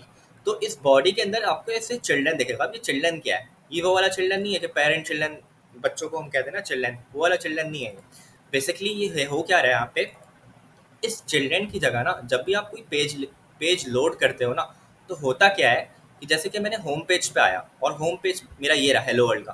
तो होगा क्या, ये जो मेरी आ रही है, ये जो मेरा फंक्शन है, ये जो मेरा एच टी एम एल है, ये जो मेरी एच टी एम एल है, ये किसकी जगह आ जाएगी, ये इस चिल्ड्रन की जगह आ जाएगी, सब्सटीट्यूट हो जाएगी। मतलब ये वाला जो कोड मैंने लिखा है ना फ्रेगमेंट के अंदर, ये यहाँ पे आके रिप्लेस हो जाएगा, यहाँ पे आके बैठ जाएगा, ठीक है। तो बॉडी के अंदर हमारे पास इस तरीके से एच वन आ रहा है। तो जब भी आप कोई पेज लोड करोगे, तो जो भी पेज आप लोड करोगे उसका जो डाटा है, उसकी जो एच टी एम एल है, वो यहाँ पे आके सब्सटीट्यूट हो जाएगी, वो यहाँ पे आके बैठ जाएगी, ठीक है। तो इसीलिए हम लोग जब यहाँ पे अगर अगर हर पेज कोई भी पेज आप ओपन कर रहे हो और कोई भी पेज ओपन करने पे ये चीज़ रन होनी है, तो क्यों ना हम लोग हेडर यहीं पे लगा दें। और हेडर जब हम यहाँ पे लगा देंगे, तो वो हर बार हर पेज लोड होने पे यही चीज़ चलनी है ना, यही चीज़ चलनी है। तो हेडर और फुटर तो हर पेज में वही रहता है। तो हम लोग यहाँ पे सिर्फ एक मरतबा हेडर लगा देंगे। मैं क्या करूँगा कि बॉडी, यहाँ पे बॉडी, इसके नीचे एंटर दबाऊंगा। अच्छा, इस टैग के क्लोज होने के बाद, सही है, मैं चिल्ड्रन पे यहाँ पे क्लिक करूँगा और इसके यूँ करके एंटर दबाऊंगा। और यहाँ पे मैंने क्या लिखना है, अपना हेडर, हेडर का कंपोनेंट को यूज़ कर लेना है। इंपोर्ट हमने करा लिया ऊपर अभी, और यहाँ पे मैं लिखूँगा लेस देन का साइन, हेडर, सही है, हेडर लिख दिया, स्पेस, स्लैश, और मेरा इस तरीके से ग्रेटर देन का साइन। मैं हमेशा इसमें कंफ्यूज होता हूँ कि लेस देन का साइन कौन सा, ग्रेटर देन का साइन कौन सा। एनीवेज, तो ये हमने हेडर का कंपोनेंट यहाँ पे अपना यूज़ कर लिया है, ठीक हो गया। अब हम इसको चेक कर लेते हैं कि क्या हमारा हेडर का कंपोनेंट आ रहा है। ये आ गया हमारा हेडर का कंपोनेंट, मुबारक हो, हमारा ये कंपोनेंट सही से इस्तेमाल हो गया। अब हमें सिंपल इसकी स्टाइलिंग करनी है, सिंपल CSS से, और स्टाइलिंग से पहले उसकी HTML लिखनी है, वर्क्स, ब्लॉक्स, कॉन्टेक्ट। तो हमारे पास क्या है, यहाँ पे तीन चीज़ें हैं। हमारे पास जो तीन चीज़ें हैं यहाँ पे क्या है, वर्क्स है, ब्लॉक है, कॉन्टेक्ट है। अब यहाँ पे ये जो तीन चीज़ें हैं ना, बेसिकली ये लिंक्स है। एक वर्क्स का कोई पेज होगा, इस पर क्लिक करेंगे ना तो हम तो उस पेज पे चले जाएंगे। इस ब्लॉक के पेज, इस पे बटन पे क्लिक करेंगे तो उस पेज पे चले जाएंगे। इस कॉन्टैक्ट पे क्लिक करेंगे तो हम उस कॉन्टैक्ट के पेज पे चलाएंगे तो हमें समझ आ गया। अगर ये लिंक्स है तो हम लोग लिंक्स का कंपोनेंट पढ़ के आ चुके हैं, तो उन लिंक्स का कंपोनेंट यूज़ कर लेंगे। सिंपल, लिंक्स का कंपोनेंट यूज़ करके हम लोग ये तीनों चीज़ें बना लेंगे। ठीक है, अब हम चलते हैं अपने हेडर के कंपोनेंट के अंदर। ठीक है, मैं आया इधर हेडर के कंपोनेंट के अंदर वापस। अब इस लेआउट डॉट टीएसएक्स में मैंने हेडर इंक्लूड करा लिया ना, तो इसका काम मेरा खत्म हो गया, इसको मैं बंद कर देता हूँ। ठीक है, अच्छा अब मैं क्या करूँगा कि इस हेडर के अंदर मैंने यहाँ पे हेडर लिखा हुआ है, इस हेडर को हटाऊंगा, इस H1 को भी हटा दूंगा। सिंपल, सबसे पहले मैं क्या करूँगा, एक डिव लूँगा, मेन डिव। ये हमारा मेन डिव होगा। ठीक है, ये वो वाला डिव होगा जिसमें हम लोग अपना पूरा हेडर डिज़ाइन करेंगे, मतलब ये पूरा हेडर हमारा आएगा। ठीक है, तो अब इस हेडर के, इस मेन डिव के अंदर हमारे पास मैं क्या करूँगा, ये तीन मेरे पास वर्क्स, ब्लॉक और कॉन्टैक्ट के लिंक्स आ जाएंगे। ऐसा ही है। तो अब मैं क्या करूँगा कि मैं एक और डिव लूँगा जिसके अंदर एक मेरे पास ये डिव होगा पूरा। सही है, इसको मैं थोड़ा साइड में कर लेता हूँ इस तरीके से। अब ये बीच में आ गया। ठीक है, तो मेरे पास क्या होगा, एक मेन डिव है, उस मेन डिव के अंदर भी एक डिव होगा जिसके अंदर ये तीन हमारे पास लिंक्स होंगे। या फिर हम लोग एक और काम कर सकते हैं, एक मेन डिव लिया, उसी मेन डिव के अंदर हम लोग डायरेक्ट भी हम लोग इस तरीके से इन तीनों लिंक्स को डाल सकते हैं। तो मैं ये कर लेता हूँ, डायरेक्ट डाल लेता हूँ। तो मेरे पास एक मेन डिव है अभी, सही है, और इस डिव के अंदर मैंने तीन लिंक्स लेना है। अब लिंक कंपोनेंट को यूज़ करने के लिए हमें इंपोर्ट करना पड़ेगा, तो यहाँ पे मैं इंपोर्ट लिखूंगा, ऊपर सबसे ऊपर import link from next link. सही है, अब मैं इसको यूज़ कर सकता हूँ। तो यहाँ पे मैं कैपिटल एल से लिखना है लिंक, और यहाँ पे एच दे देंगे। सही है, इस एच के अंदर अभी क्योंकि हमारा वो पेज बना हुआ नहीं है, तो अभी हम लोग छोड़ देंगे इसको ऐसी। और यहाँ पे मेरे पास वर्क्स आ गया, ब्लॉग आ गया, कॉन्टैक्ट आ गया। ठीक है, तो यहाँ पे मैं लिखता हूँ वर्क्स। और अच्छा, मैं एक काम करता हूँ, इस लिंक को मैं यहाँ से हटाता हूँ, और एक हम लोग ULLI बना देना है। ULLI मतलब कि अनऑर्डर्ड लिस्ट। यूएल लिखा मैंने, और यहाँ पे LI लिख दिया। अब ये क्या करता है, ये हमारे पास एक लिस्ट ऑफ आइटम्स होती है, ये भी हमारे पास एक लिस्ट ऑफ आइटम्स ही है ना। तो मैं LI के अंदर इस लिंक को डाल दूंगा। सही है, मैंने एक यूएल बनाया और यूएल के अंदर इस तरीके से LI बना दिया। ठीक है, अब इसके अंदर मैं यहाँ पे अपना वो वही वाला कोड पेस्ट कर दूंगा, मैंने कॉपी कर लिया था, उसको कट कर दिया था। ये आ गया मेरा वर्क्स का लिंक। इसी तरीके से मैं यहाँ पे इसको डुप्लीकेट कर लूँगा। ठीक है, और कौन सा पेज है हमारा, ब्लॉग का है, कॉन्टैक्ट का है, तो यहाँ पे ब्लॉग आ जाएगा, ब्लॉग, और यहाँ पे आ जाएगा कॉन्टैक्ट। ठीक हो गया। तो इस तरीके से मैंने क्या किया, एक डिव लिया मेन, एक यूएल लिया, अब देखें, मैं चाहता तो डायरेक्ट लिंक को इस तरीके से डाल सकता था, लेकिन मैंने इसको ULLI के अंदर डाला। क्यों? इसका रीज़न ये है कि हमारी वेबसाइट की स्ट्रक्चरिंग थोड़ी अच्छी हो जाएगी। हमें स्ट्रक्चर पे ध्यान देना होता है कि हमारा स्ट्रक्चर सही रहे। सही है, तो मैंने इस तरीके से इसको वर्क्स ब्लॉग कॉन्टैक्ट दे दिया। ठीक है, और मैंने लिंक का कॉम्पोनेंट यूज़ किया। आप लोग चाहो तो एंकर भी यूज़ कर सकते हो, लेकिन क्योंकि हम लोग नेक्स्ट इस्तेमाल कर रहे हैं, तो ज़्यादा बेहतर ये है कि आप लोग लिंक इस्तेमाल करें। लिंक के अपने फ़ायदे हैं जो कि मैं बता चुका हूँ, उसकी डिटेल में मैं अभी नहीं चाहूँगा। तो ये हो गया हमारा लिंक का कॉम्पोनेंट। अब हम इसको चेक कर लेते हैं ये दिख कैसे रहा है। मुझे पता है बहुत बुरा दिख रहा होगा, तो इस तरीके से दिख रहा है, वर्क्स ब्लॉक कॉन्टैक्ट। कोई बात नहीं, इसको हम लोग खूबसूरत बना देंगे अभी, CSS का मेकअप कर देंगे, अभी इसको खूबसूरत बना देंगे। अच्छा, तो इस HTML का मेकअप क्या है, CSS। तो CSS के ज़रिए हम इसको खूबसूरत बना देंगे। ठीक है, तो ये तो हमारा हो गया, हमने HTML लिख ली अपनी। तो इसके अलावा क्या है, इसके अलावा कुछ है कंटेंट दिख रहा है आप लोग को? कुछ नहीं दिख रहा, इसमें यही है। ठीक है, अब हम आते हैं CSS पे। अब बात करते हैं CSS की। तो अब हम क्या करेंगे कि अपने layout.tsx में एक बार वापस आते हैं और सबसे ऊपर आ जाते हैं। ठीक है, यहाँ पे आप लोग देखो, पहले से global.css इंक्लूड हुई हुई है। ये CSS पहले से इंक्लूड हुई हुई है, देख रहे हैं, दिख रहा है ये आप लोगों को? तो इस फाइल पे जाएंगे। अब ये फाइल कहाँ है, इसी layout.tss के ऊपर है ये फाइल। इस पर क्लिक कर लेते हैं और देख लेते हैं यहाँ पे है क्या। यहाँ पे एक रूट है, एक मीडिया है, HTML बॉडी है। अच्छा, एक बात ध्यान रहे, यहाँ पे मेरे पास जो है ना, क्या नहीं आ रहा, मेरे पास टेलविंड CSS नहीं आ रहा। अगर आप लोगों ने इंस्टॉलेशन करते हुए टेलविंड CSS को येस किया था, तो आप लोगों के पास यहाँ पे कुछ एक्स्ट्रा कोड आ रहा होगा। परेशान नहीं होइएगा, आपको सब कुछ स्किप करके सबसे नीचे आ जाना है, और जहाँ पे ये एंड हो रहा है, इसके नीचे हम लोग अपनी CSS स्टार्ट करेंगे। ठीक है, तो सब कुछ स्किप करके global.css में हमें नीचे आना है। क्योंकि मैं टेलविंड CSS यूज़ नहीं कर रहा हूँ, तो मैंने नो किया था, इसलिए मुझे यहाँ पे टेलविंड CSS का कोड नहीं दिख रहा। ठीक हो गया।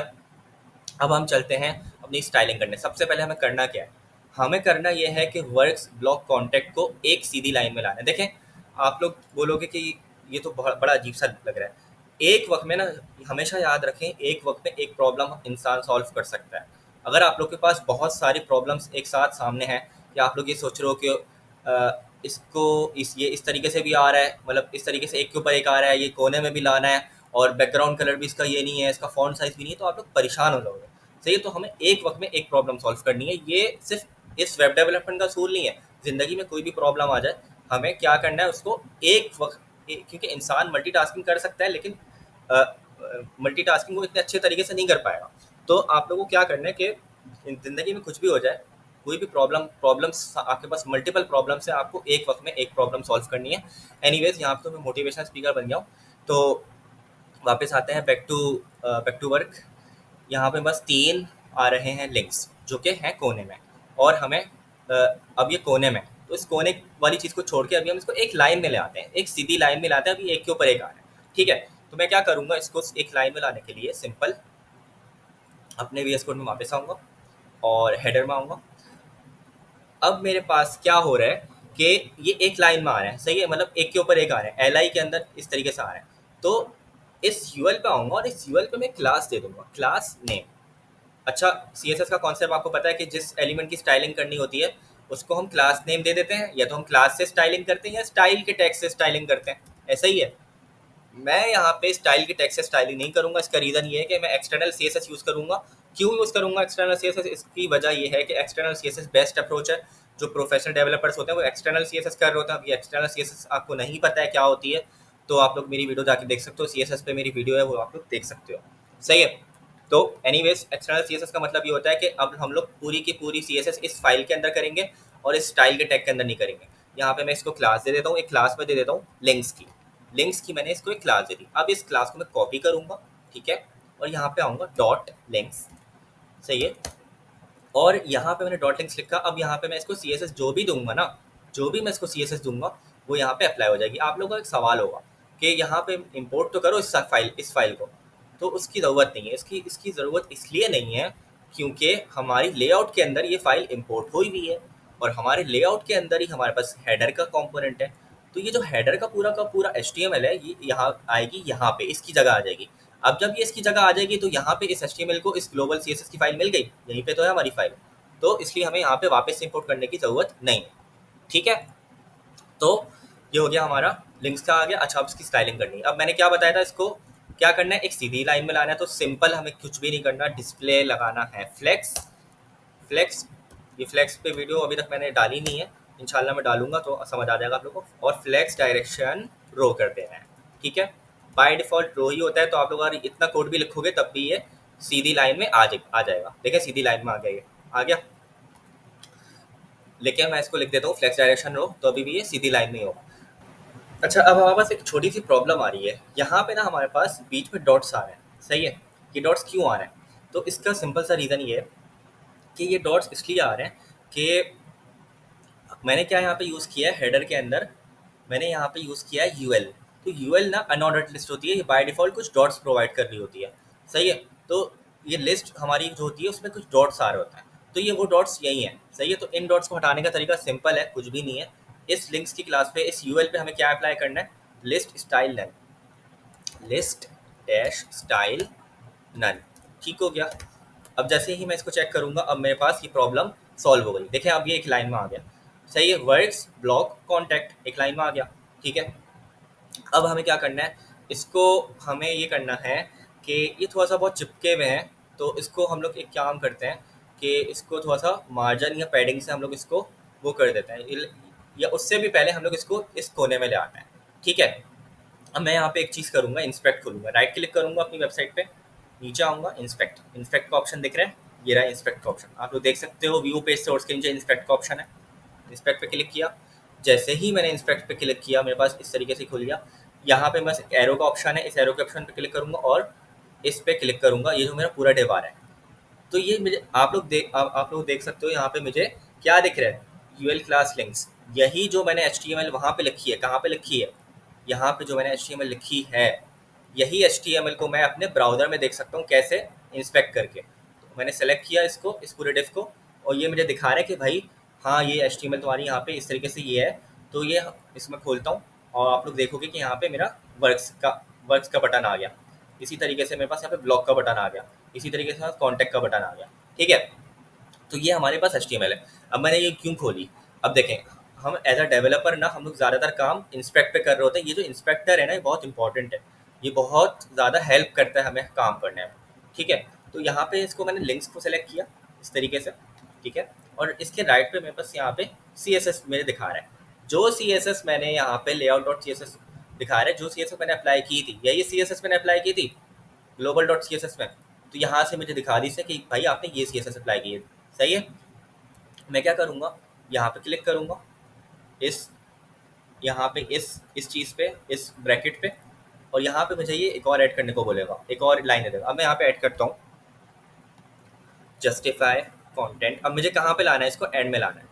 जस्टिफाई कंटेंट की प्रॉपर्टी लगाऊंगा और एंड लगा दूंगा। ठीक है, आ गया एंड में, इधर आ गया कोने में।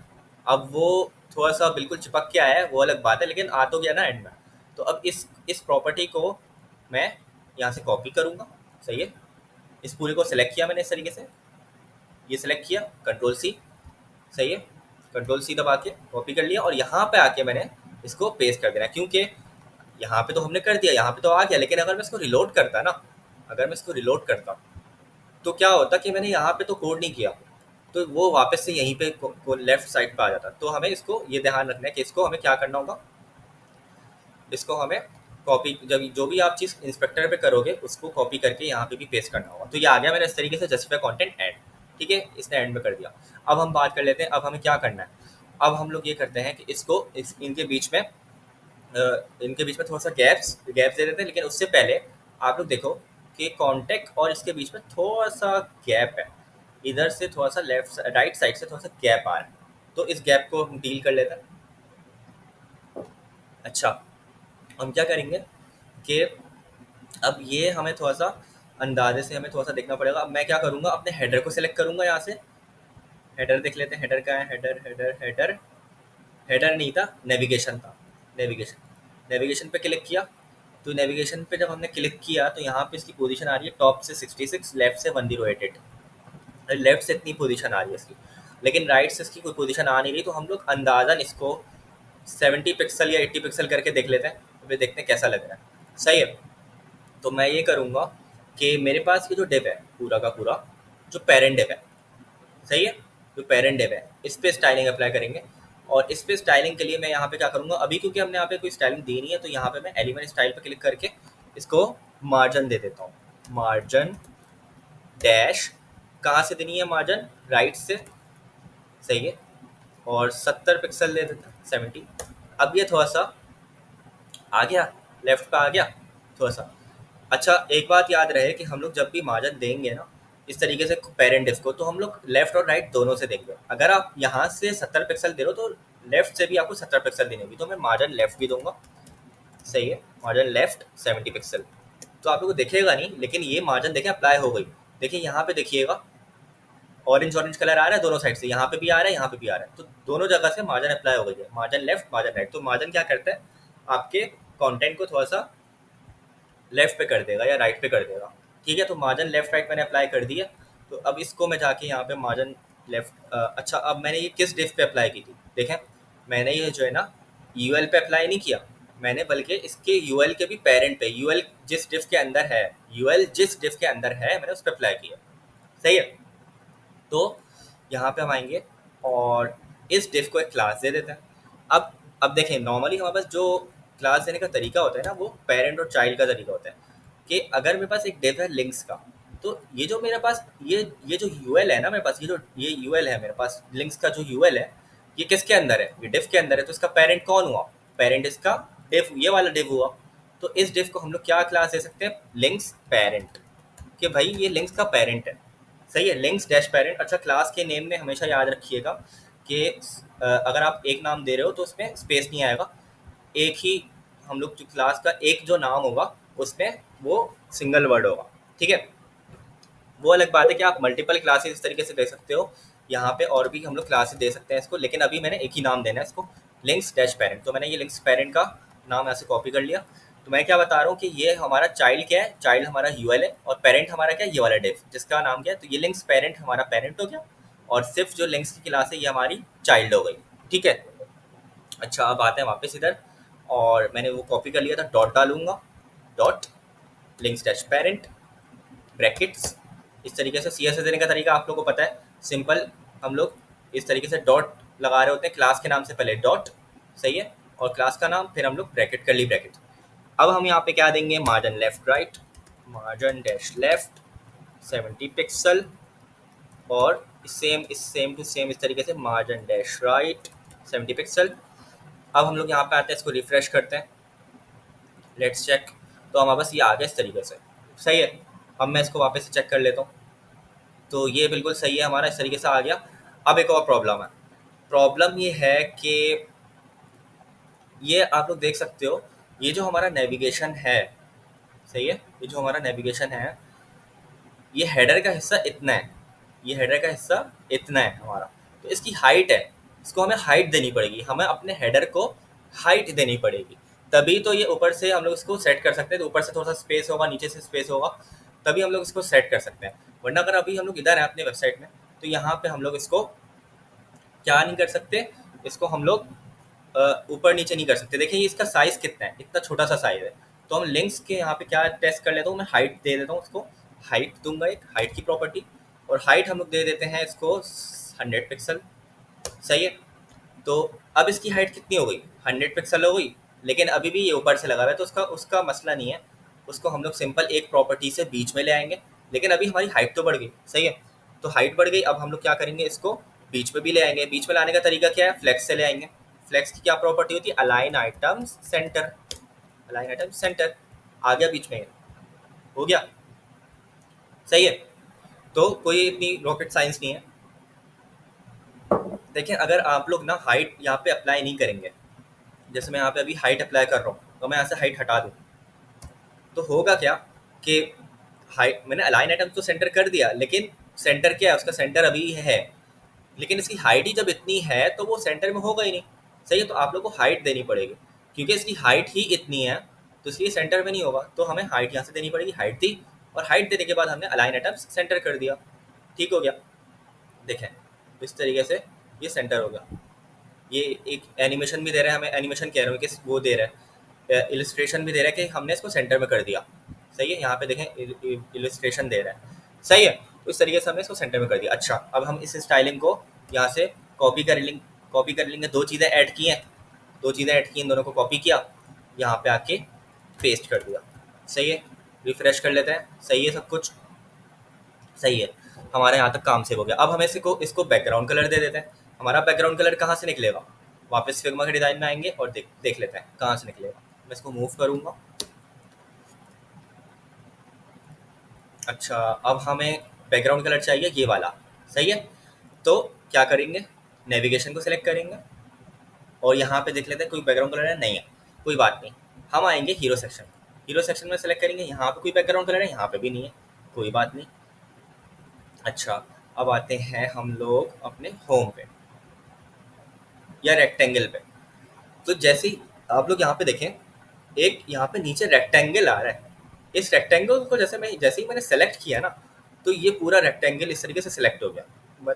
मतलब ये कि ये जो हमारा बैकग्राउंड कलर है, हमें इस बैकग्राउंड कलर को निकालने के लिए पूरी चीज़ को सिलेक्ट करना पड़ेगा, सही है। तो इस रेक्टेंगल को हमने सेलेक्ट किया, तो यहाँ पे बैकग्राउंड कलर मिल गया मुझे, राइट पे बैकग्राउंड कलर मिल गया। इसको मैं कॉपी करूँगा, सिंपल कॉपी पे क्लिक कर देना, सिंपल यहाँ पे कॉपी पे क्लिक करेंगे तो कॉपी हो जाएगा, ठीक है।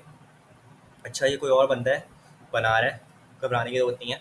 अच्छा, हमने क्या किया, रेक्टेंगल पे क्लिक किया और यहाँ से कलर कॉपी कर लिया। तो ये आपको ढूंढना पड़ेगा, इसका बैकग्राउंड कलर आपको थोड़ा सा, जो भी वेबसाइट होगी आपको थोड़ा सा ढूंढना पड़ेगा कि ये फुटर है, ये फीचर्ड वर्क्स है, फिर ये हीरो सेक्शन है।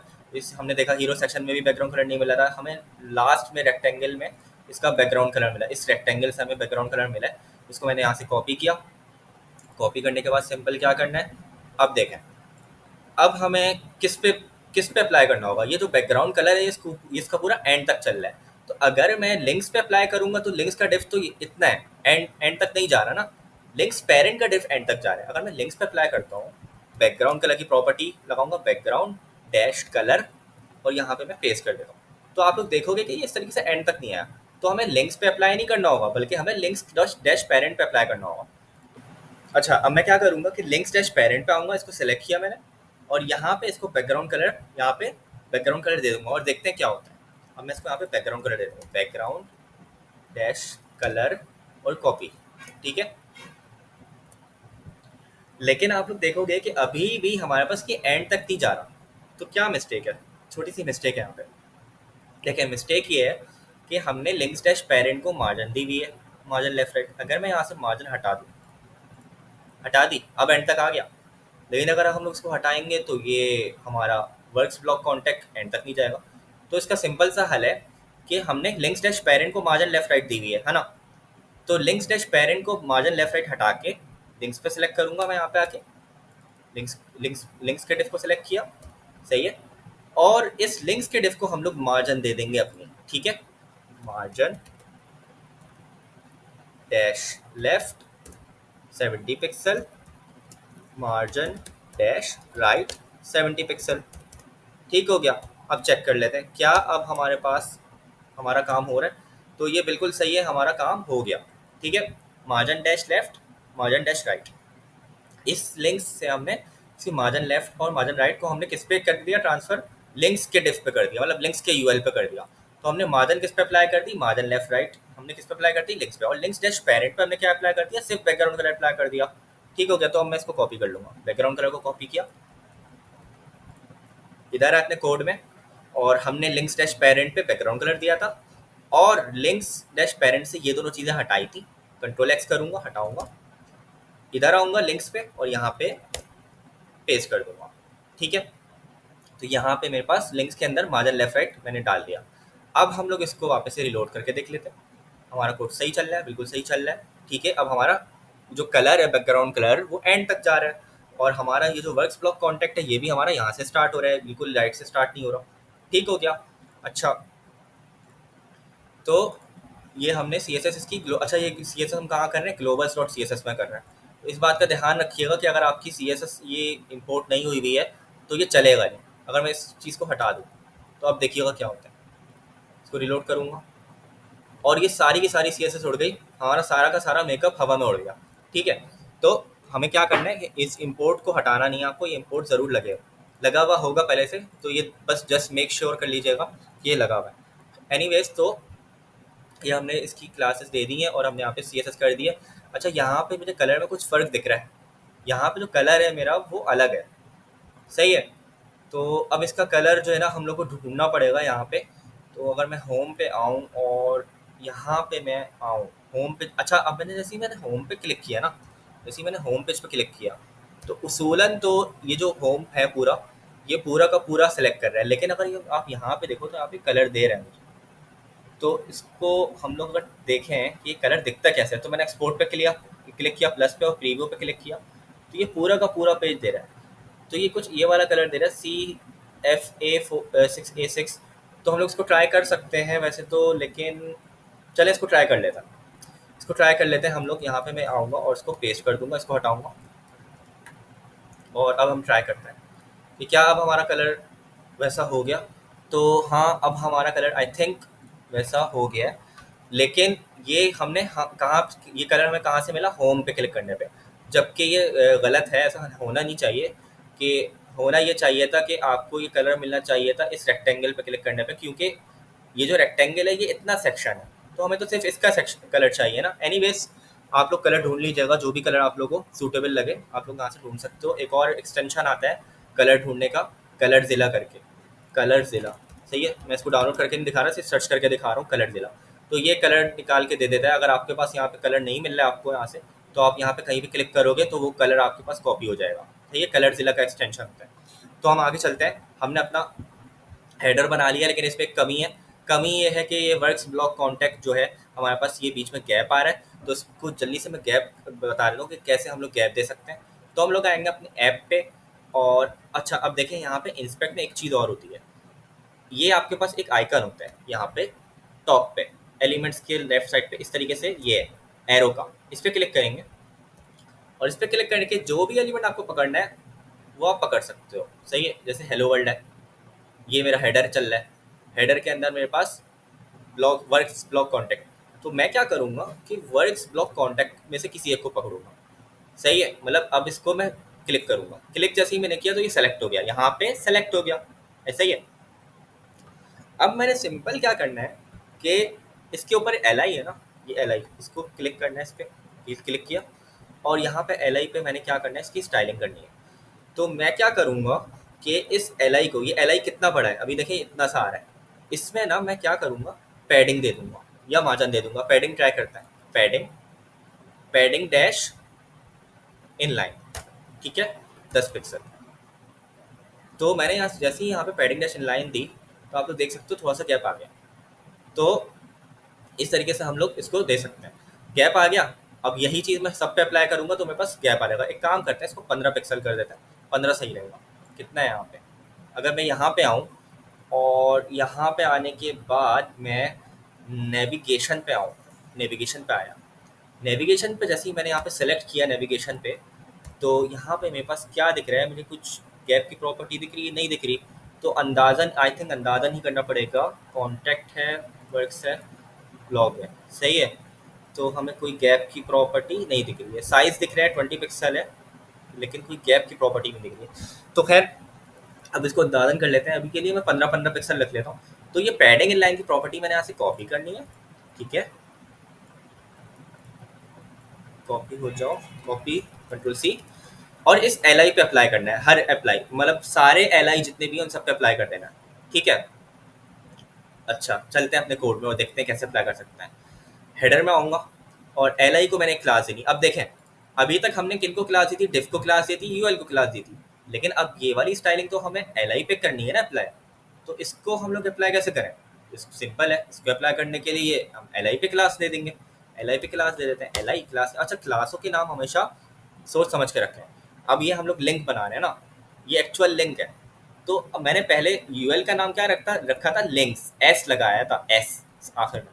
मतलब ये कि इस यूएल के अंदर मल्टीपल लिंक्स हो सकते हैं, लेकिन जो लिंक इटसेल्फ है, जो एक एल आई है, जो एक लिस्ट आइटम है, उसको हम लोग क्या कह सकते हैं, लिंक कह सकते हैं, खाली लिंक। तो ये लिंक्स अलग है और ये लिंक अलग है, तो स्पेलिंग का ध्यान रखिएगा। अगर यहाँ पे आप लोग लिंक्स कर देंगे ना तो वो कंफ्यूज, फिर वो कंफ्यूज बोल रहा हूँ, तो वो क्या करेगा कि यूएल वाली स्टाइलिंग एल आई पे भी अप्लाई कर देगा, जो कि गलत हो जाएगा। तो हमें यूएल वाली स्टाइलिंग सिर्फ लिंक्स की इसी पे चाहिए, यूएल पे, एल आई पे नहीं चाहिए। तो मैं इसको अब लिंक करूँगा, सही है। इस लिंक से क्या होगा कि सिर्फ एल आई पे ही, जो मैं लिंक पे स्टाइलिंग दूंगा वो सिर्फ एल आई पे ही होगी, और लिंक्स पे जो मैं स्टाइलिंग दूंगा, जो लिंक्स पे मैं स्टाइलिंग दूंगा वो सिर्फ यूएल पे होगी, ठीक है। तो मैं यही करूँगा, हर एल आई पे मैं क्लास नेम दे दूंगा, क्या दे दूंगा, लिंक, ठीक है। तो ये हमारा एक यूएल है जिसका क्लास नेम हमने लिंक्स दिया है, मतलब इसके अंदर मल्टीपल लिंक्स है। और एक जो लिंक है हमारा, उसके एल आई को हमने क्या देना है, क्लास नेम लिंक, सही है। कि ये हमारा वो रिस्पेक्टिव लिंक है जिसको हम इस्तेमाल कर रहे हैं, जो हमारा बटन बनेगा, सही है। अब आते हैं global dot C S S पे और एक नई क्लास बनाते हैं यहाँ पे, डॉट लिंक, क्योंकि अभी हमने लिंक दिया है इसको, और यहाँ पे जो चीज़ मैंने कॉपी की थी वो पेस्ट हो जाएगी, तो लिंक। अब हम चेक कर लेते हैं अपने कोड को, पैडिंग डैश लाइन मैंने यहाँ पे पेस्ट कर दिया, सही है। अब आते हैं हम लोग अपने कोड को चेक कर लेते हैं, और इसको मैं इस तरीके से करूँगा। अब देखें यहाँ पे गैप आ गया, वर्क्स ब्लॉक कॉन्टेक्ट हो गया, परफेक्ट हो गया हमारा वर्क्स ब्लॉक कॉन्टेक्ट। इसमें एक चीज़ अभी भी कम है, सही है। वो क्या चीज़ है, फॉन्ट स्टाइल, फॉन्ट साइज और फॉन्ट फैमिली, नहीं sorry, font size, font weight और फॉन्ट क्या, फॉन्ट फैमिली, ठीक है। ये तीन चीज़ कम है, ये तीन चीज़ें मैं नेक्स्ट पार्ट में बताऊंगा। अच्छा अब चलते हैं फुटर की तरफ जल्दी से, और फुटर देख लेते हैं। अच्छा अब बात कर लेते हैं फुटर की। तो ये हमारा हेडर तैयार हो गया, अब हम बात कर लेते हैं फुटर की। तो मैं नीचे आऊँगा डिज़ाइन में और फुटर देख लेते हैं, फुटर में क्या चीज़ें हैं, ये चीज़ है, सही है। चार आइकन्स आ रहे हैं, 1 2 3 4, चार आइकन्स हैं, कॉपीराइट का एक टेक्स्ट है, सही है। सिंपल, बहुत सिंपल फुटर है, बहुत ही सिंपल फुटर है। तो ये अच्छी बात है कि सर ने हमें सिंपल सा डिज़ाइन दिया है, तो शुरू में बिगिनर्स के लिए ये अच्छा है कि मुश्किल डिज़ाइन नहीं दिया। तो शुरू करते हैं फुटर को। फुटर हम लोग यहाँ पे क्रिएट करेंगे। अब फुटर के लिए हमें क्या करना होगा, वही कंपोनेंट बनाना होगा। तो वापस मैं अपने वीएस कोड में आऊँगा और यहाँ पे मेरा हेडर का कंपोनेंट बना है, हेडर मेरा तैयार हो चुका है, तो हेडर को बंद करेंगे। हमेशा एक्स्ट्रा चीज़ें बंद करते हैं, कंफ्यूज नहीं होंगे आप लोग। Layout dot T S x का काम है क्योंकि हमें अपना फुटर का कंपोनेंट बना के इधर इंपोर्ट कराना होगा, सही है, और यूज़ करना होगा उसको। तो इस page dot T S x को तो अभी बंद ही कर देते हैं, इसकी ज़रूरत नहीं है। तो फुटर का कंपोनेंट बनाने के लिए हमें कहाँ फुटर का कंपोनेंट बनाना होगा, जहाँ हेडर का कंपोनेंट बना है। हेडर का कंपोनेंट कहाँ बना था, कंपोनेंट्स के फोल्डर के अंदर, ये रहा। कंपोनेंट्स के फोल्डर पे राइट क्लिक करें, कंपोनेंट्स पे फोल्डर पे राइट क्लिक करने के बाद न्यू फाइल पे क्लिक करें। अब हम लोग नया कंपोनेंट बनाएंगे, footer dot T S x, सही है, एंटर, और footer dot T S x बन गया, सही है। कंपोनेंट्स पे ही राइट क्लिक करके बनाना आपको फुटर, तो किसी और चीज़ पे राइट क्लिक नहीं कर दीजिएगा। अब मैं क्या करूँगा, वापस से हेडर के कंपोनेंट में को ओपन करूँगा, इसको कॉपी करूँगा और हेडर को बंद कर दूँगा। इधर आऊँगा, इसको पेस्ट कर दूँगा। अब यहाँ पे मेरे पास लिंक्स पे एरर दे रहा है, तो यहाँ पे सबसे पहले तो लिंक को इंपोर्ट कर लेते हैं, इंपोर्ट लिंक। अभी मुझे एरर नहीं देगा, सही है। अच्छा, अब मैं इसको नाम चेंज करूँगा हेडर का, क्योंकि मैंने फुटर का कंपोनेंट बनाया है, तो फुटर नाम रख देंगे फंक्शन का, फुटर। और अब आ जाते हैं इसकी लॉजिक कह रहा हूँ, सॉरी, इसकी HTML पे। तो अब देख लेते हैं हमारा स्ट्रक्चर क्या होगा। तो सबसे पहले आपको क्या करना है कि जब भी आप डिज़ाइन बनाते हैं तो उसका स्ट्रक्चर देखना होता है कि स्ट्रक्चर हम कैसे करेंगे। तो सबसे पहले हम क्या करेंगे, सिंपल एक डिव लेंगे, मेन डिव, जिसके अंदर एक मेन डिव होगा। इसको मैं आप लोगों को क्या करता हूँ, पेंट करके बताता हूँ कि अभी मैं अपने दिमाग में ये स्ट्रक्चर बना रहा हूँ, क्योंकि आप लोगों को सही से समझ आ जाए, इसलिए मैं ना इसको यहाँ पे पेंट करके बताऊँगा। इसको यहाँ खोलते हैं और इसको यहाँ खोलते हैं। अच्छा, ये इस तरीके से हो गया, इसको एक मिनट।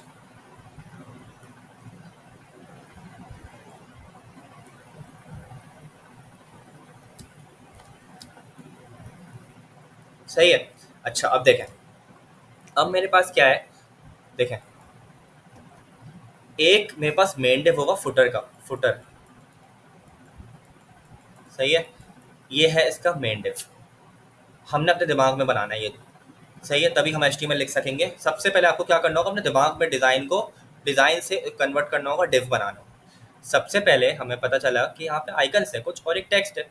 तो अब हमें ये सोचना है, देखें, जब भी इस तरीके से आइकन्स आ जाएगा तो उसको हमें एक डिव में डालना है। तो एक डिव के अंदर आ जाएगा आइकन, और एक डिव के अंदर आ जाएगा ये वाला टेक्स्ट, सही है। तो मैंने क्या किया, मेन लिया, मेन डिव लिया फुटर का, उस डिव के अंदर एक मेन डिव और होगा, जिसमें क्या होंगे, आइकन्स होंगे, एक आइकन, दूसरा आइकन, तीसरा आइकन, चौथा आइकन, और इसके नीचे एक और डिव होगा, जिसमें क्या होगा, मेरा टेक्स्ट आ जाएगा, सही है। ये आ गया मेरा टेक्स्ट, सही हो गया। तो आप लोग चाहो तो इस टेक्स्ट को डिव के अंदर नहीं डालो, डायरेक्ट टेक्स्ट रख दो, लेकिन मर्जी है आपकी, सही है। लेकिन आइकन्स को आपको एक डिव के अंदर डालना पड़ेगा। उसका रीज़न ये है कि ये आइकन्स आपस में ग्रुप होंगे। ये एक ग्रुप है हमारा, ये तो एक डिव के अंदर ये सारे आइकन्स आएंगे और नीचे हमारे पास टेक्स्ट आ जाएगा। और नीचे अब आप चाहो तो, क्योंकि टेक्स्ट ये अकेला है, यहाँ पे बहुत सारे टेक्स्ट नहीं है, एक ही टेक्स्ट है, तो आप लोग चाहो तो इसको डायरेक्ट डाल सकते हो, कोई मसले वाली बात नहीं है। ठीक हो गया। अच्छा, अब मैं इसको पेंटिंग को बंद कर दूंगा अपनी, और अब हम आते हैं इसकी डेवलपमेंट पे। तो अब हम स्टार्ट करते हैं फुटर। तो फुटर में आएंगे हम लोग, सही है, मतलब अपना जो फुटर का कंपोनेंट बनाया है वहाँ पे आएंगे, और हमने अपने दिमाग में इसका स्ट्रक्चर बना लिया है, सही है। तो हमें एक आइडिया हो गया है कि कैसे हमें HTML लिखनी है। तो हम जाएंगे VS कोड में, और ये जो मेरी पहले से आ रही है HTML, इसको मैं हटाऊँगा, इसको भी हटा दूँगा। सबसे पहले मैं क्या करूँगा, एक मेन डिव ले लूँगा, पेरेंट डिव, सही है, एक सबका पेरेंट, मतलब एक जो मेन डिव होता है ना, उसके अंदर हम सारा काम कर रहे हैं। ये फुटर का है, इसको क्लास दे देते हैं फुटर। ठीक हो गया। और यहाँ पे हम लोग क्या कर सकते हैं कि अब हमने क्या सोचा था कि एक आइकन्स का डिव होगा, ऐसा ही है। तो मैं एक और डिव लूँगा, डिव, और इसको हम लोग नाम दे देते हैं आइकन्स डिव। अच्छा, अब यहाँ पे आप लोग गौर से देखो, जो मैं नाम दे रहा हूँ ना, वो मैं क्लास नेम के अंदर दे रहा हूँ, सही है। इसका रीज़न यही है कि जो भी स्टाइलिंग मैं करूँगा ना, वो इस क्लास नेम से पकड़ूंगा। तो मैं यहीं पे इसका नाम दे रहा हूँ, और इस नाम से मैं इसको स्टाइलिंग दे दूंगा बाद में जाके। ठीक हो गया। और दूसरी बात ये कि सिर्फ स्टाइलिंग देने के लिए यूज़ तो नहीं हो रहा, स्टाइलिंग तो हम दे रहे हैं इस नाम से, हम इसको डिफ्रेंशिएट भी कर रहे हैं कि भाई एक फुटर है, उस फुटर के अंदर एक और डिव है जो आइकन्स के लिए यूज होगा, आइकन्स डिव के लिए। तो हमें एक अपने लिए आसानी हो रही है कि हम अभी हाथ के हाथ में नाम दे रहा हूँ यहाँ पे कि अपने लिए आसानी कर रहा हूँ कि हाँ भाई मैंने एक स्ट्रक्चर बनाया था, इसके अंदर सारे आइकन्स आ जाएंगे। ठीक है, जब आइकन्स के लिए एक अलग सी कहानी है, छोटी सी एक कहानी होती है, वो मैं बताऊंगा आप लोगों को, अभी बताता हूँ। सबसे पहले हमने क्या किया, फुटर का मेन डिव लिया, उसमें आइकन्स का डिव ले लिया। सही है, और अब हम क्या करेंगे, हमें टेक्स्ट चाहिए। तो इस टेक्स्ट को हम लोग जस्ट यहाँ पे डायरेक्टली ले लेंगे, लेकिन मैं एक काम करता हूँ, मैं इसको डायरेक्टली नहीं लेता हूँ, मैं यहाँ पे डिव ले लेता हूँ और डिव के अंदर मेरे पास टेक्स्ट आ जाएगा। या चलें इसको डायरेक्टली ले लेता हूँ, सही है, कोई मसला वाली बात नहीं है क्योंकि सिंगल टेक्स्ट है। तो मैं आऊँगा यहाँ पे और मेरे पास लेफ्ट में मेरे पास लेयर्स आ गया, लेयर्स में आऊँगा और लेयर्स में अब मुझे टेक्स्ट ढूंढना है। तो अब देखते हैं कहाँ मिलेगा हमें टेक्स्ट। तो मेरे पास ये क्या है, फुटर के अंदर है ना। तो फुटर में आऊँगा, फुटर को ओपन करूँगा, ये मेरे आइकन्स आ गए और यहाँ पे मेरे पास कॉपीराइट का एक टेक्स्ट आ गया है। इस पर क्लिक करूँगा और यहाँ से मेरे पास ये कॉपी हो जाएगा, राइट क्लिक करूँगा कॉपी, सही है। यहीं से मैंने राइट क्लिक करके कॉपी कर लिया। इधर इधर आऊँगा और इधर मैंने अब ये टेक्स्ट, अच्छा अब ये टेक्स्ट का हमें क्या देखना होगा, टेक्स्ट का हमें फॉन्ट साइज देखना होगा, फॉन्ट वेट देखना होगा। तो अभी के लिए मैं इसको पैराग्राफ के अंदर डाल दूंगा और ये जो फॉन्ट साइज वाली चीज़ें हैं ये हम लोग नेक्स्ट पार्ट में करेंगे। ठीक है, तो अभी के लिए मैं इसको डायरेक्टली पैराग्राफ के अंदर डाल रहा हूँ। Font family, font size, font weight हम लोग नेक्स्ट पार्ट में देखेंगे। ठीक है, तो यहाँ पे मैंने पी लिखना है, पी एंटर, पैराग्राफ का टैग और यहाँ पे कंट्रोल आ गया इस तरीके से, ये आ गया मेरे इस तरीके से। अच्छा, अब मैं क्या करूँगा, सिंपल हमें आइकन्स लगाने। अब देखें, आइकन्स हम लोग चाहें तो हम लोग यहाँ पे डायरेक्ट जो है ना इमेज लगा सकते हैं यहीं से निकाल के। अगर मैं इधर आऊँ और यहाँ पे मैं आइकन्स के अंदर आऊँ और आइकन्स के अंदर मेरे पास यहाँ पे आइकन्स आ रहे हैं, इस पर सेलेक्ट करूँगा तो यहाँ पे मैं इसको यहीं से मैं डाउनलोड कर सकता हूँ। राइट क्लिक करूँगा, एक्सपोर्ट पे क्लिक करूँगा, प्लस पे क्लिक करूँगा तो ये इस तरीके से डाउनलोड हो जाएगा मेरे पास। लेकिन आइकन्स हम लोग कभी भी ऐसा एज अ इमेज नहीं लगाते, सही है। तो आइकन्स को हम लोग कैसे यूज़ करेंगे, कैसे लगाएंगे, बूटस्ट्रैप आइकन से लगा सकते हो आप लोग, फॉन्ट ऑसम से लगा सकते हो, आपकी मर्जी है। तो मैं जो यहाँ पे यूज़ करूँगा वो बूटस्ट्रैप यूज़ करूँगा क्योंकि उससे बहुत आसानी से आप लोग आइकन लगा सकते हो। तो मैं न्यू टैब में जाऊँगा, लिखूँगा बूटस्ट्रैप आइकन्स, सही है, मैंने ये सर्च किया बूटस्ट्रैप आइकन्स, गूगल पे सर्च किया, सबसे पहला लिंक आया, ओपन कर लिया इसको और यहाँ पे आप लोग देख सकते हो यहाँ पे बहुत सारे आइकन्स आ रहे हैं। मुझे कौन सा चाहिए, मुझे चाहिए फेसबुक का। यहाँ पे एक सर्च का ऑप्शन आ रहा था, फेसबुक लिखा मैंने इधर, फेसबुक, तो यहाँ पे बस फेसबुक का आइकन आ गया, सही है। इस पर मैं क्लिक करूँगा और यहाँ से मैं इसका कोड कॉपी कर लूँगा। कौन सा कोड, ये वाला, यहाँ पे ये कोड आ रहा है इसका, HTML आ रही है इसकी HTML मैंने यहाँ से कॉपी करनी है, या इस बटन पे क्लिक करूँगा, कॉपी हो गया। अब मैं जस्ट यहाँ पे आऊँगा और यहाँ पे आने के बाद मैं इसको क्या करूँगा, इस तरीके से यहाँ पे आइकन पेस्ट कर दूँगा। ठीक है, अच्छा अब यहाँ पे क्योंकि ये HTML है, HTML में हम लोग क्लास यूज़ कर रहे होते हैं, इसको मैं क्लास नेम कर दूँगा, क्लास नेम, सही है। अच्छा, अब हम लोग देख लेते हैं क्या हमारा आइकन आ गया फुटर में। तो अच्छा, फुटर को पहले हमें कॉल भी करना पड़ेगा, तो हम जल्दी से इसको कॉल भी कर लेते हैं। layout.tsx में आएंगे और सबसे पहले इसको इंपोर्ट करेंगे, इंपोर्ट फुटर फ्रॉम layout.tsx के अंदर हम सबसे पहले क्या करेंगे, फुटर को इंपोर्ट कर लेंगे, app/com/components/footer, हो गया इंपोर्ट। अब हम इसको क्या करेंगे, चिल्ड्रन के नीचे, अच्छा फुटर हमें कहाँ चाहिए होगा, फुटर हमें सबसे नीचे चाहिए होगा, हमारे डिज़ाइन में सबसे नीचे है, तो हम लोग इसको चिल्ड्रन के बाद लगाएंगे, सही है। क्यों, इसका रीज़न ये है कि जो भी हमारा पेज बनेगा वो चिल्ड्रन से आके यहाँ पे रिप्लेस हो जाएगा, ये मैंने आपको बात बताई थी, उसके नीचे हमारा फुटर आ जाएगा, सही है। अब हम चेक कर लेते हैं क्या हमारा फुटर आ रहा है, नहीं आ रहा। तो हम यहाँ पे आते हैं और यहाँ पे हमारा फुटर आ तो रहा है, ये रहा, ये हमारा छोटा सा फुटर आ रहा है, कॉपीराइट टेक्स्ट, लेकिन हमारा आइकन नहीं आ रहा। आइकन क्यों नहीं आ रहा भाई, हमने आइकन लगाया तो है बूटस्ट्रैप से, इसका एक रीज़न है। इसका रीज़न ये है कि हमने आइकन तो लगा दिया लेकिन हमें एक लिंक इसको इंपोर्ट भी करना पड़ेगा, इस बूटस्ट्रैप को हमें इंपोर्ट करना पड़ेगा, इंस्टॉल करना पड़ेगा। तो हम क्या करेंगे कि ये हमारा फुटर है, फुटर तो आ गया, हमें कंफर्म कर लिया कि भाई हाँ फुटर का कॉम्पोनेंट जो हमने बनाया था वो तो सही से इंपोर्ट हो गया। तो अब तो layout.tsx का काम खत्म हो गया, इसको मैं बंद कर देता हूँ। सही है। और ये फुटर आ गया मेरा। अब फुटर में हमने यहाँ पे आइकन लगाया था। अब हमें क्या करना पड़ेगा कि टर्मिनल खोलना पड़ेगा और इस आइकन्स को इंस्टॉल करना पड़ेगा। सही है, तो सब बहुत ईजी है। मैं अपना टर्मिनल ओपन करूँगा। ये मेरा टर्मिनल आ रहा है, उसमें बहुत लंबा लंबा कुछ यहाँ पे अजीब अजीब सी चीज़ें आ रही हैं, तो हमें इसको इग्नोर करना है। हम क्या करेंगे कि यहाँ से मैं एक और टर्मिनल खोल लेता हूँ। यहाँ पे मैंने क्लिक करना है अपने प्लस के बराबर में डाउन एरो की पे, और यहाँ पे मैंने कमांड प्रॉम्प्ट पे क्लिक करना है, और यहाँ पे मैंने simple npm i boot scrap dash icons ये लिखना है। ये कमांड से हमारा क्या होगा, कौन सा पैकेज इंस्टॉल हो जाएगा, बूट स्ट्रैप के आइकन्स का, npm i boot scrap icons। Enter. इसको मैंने एंटर जैसे ही किया तो ये मेरे पास इस तरीके से रन होना स्टार्ट हो जाएगा। सही है। आप लोग चाहो तो फॉन्ट ऑसम भी यूज़ कर सकते हो, लेकिन वो थोड़ा सा उसका मुझे कॉम्प्लेक्स लगा था प्रोसेस, तो इसलिए मैंने बूटस्ट्रैप आइकन्स यूज़ किया। ये हो गया इंस्टॉल। अब मैं इसको टर्मिनल को बंद कर दूंगा, और यहाँ पे मैं जहाँ पे मुझे अपना यूज़ करना है आइकन्स, अब मैं क्या करता हूँ, एक काम करता हूँ, फुटर में नहीं, मैं इसको layout dot T S x में यूज़ कर लेता हूँ। Layout dot T S x वापस खोला, वापस ऊपर गए, जहाँ मेरा फुटर इंपोर्ट हुआ उसी के नीचे मैंने क्या करना है, इंपोर्ट इंपोर्ट, और यहाँ पे मैंने क्या करना है, Bootstrap dash icons slash font slash Bootstrap icon dot C S S, इस तरीके से लिख देना है। तो ये मेरे पास क्या लेके आ जाएगा, पूरी जो भी मैंने अभी इंस्टॉल की थी बूटस्ट्रैप आइकन्स की लाइब्रेरी पैकेज, उसको मेरे पास यहाँ पे लेके आ जाएगा। और अगर अब मैं चेक करूँ, अच्छा यहाँ पे Bootstrap dash icons dot C S S लिखना है, जेसन नहीं लिखना।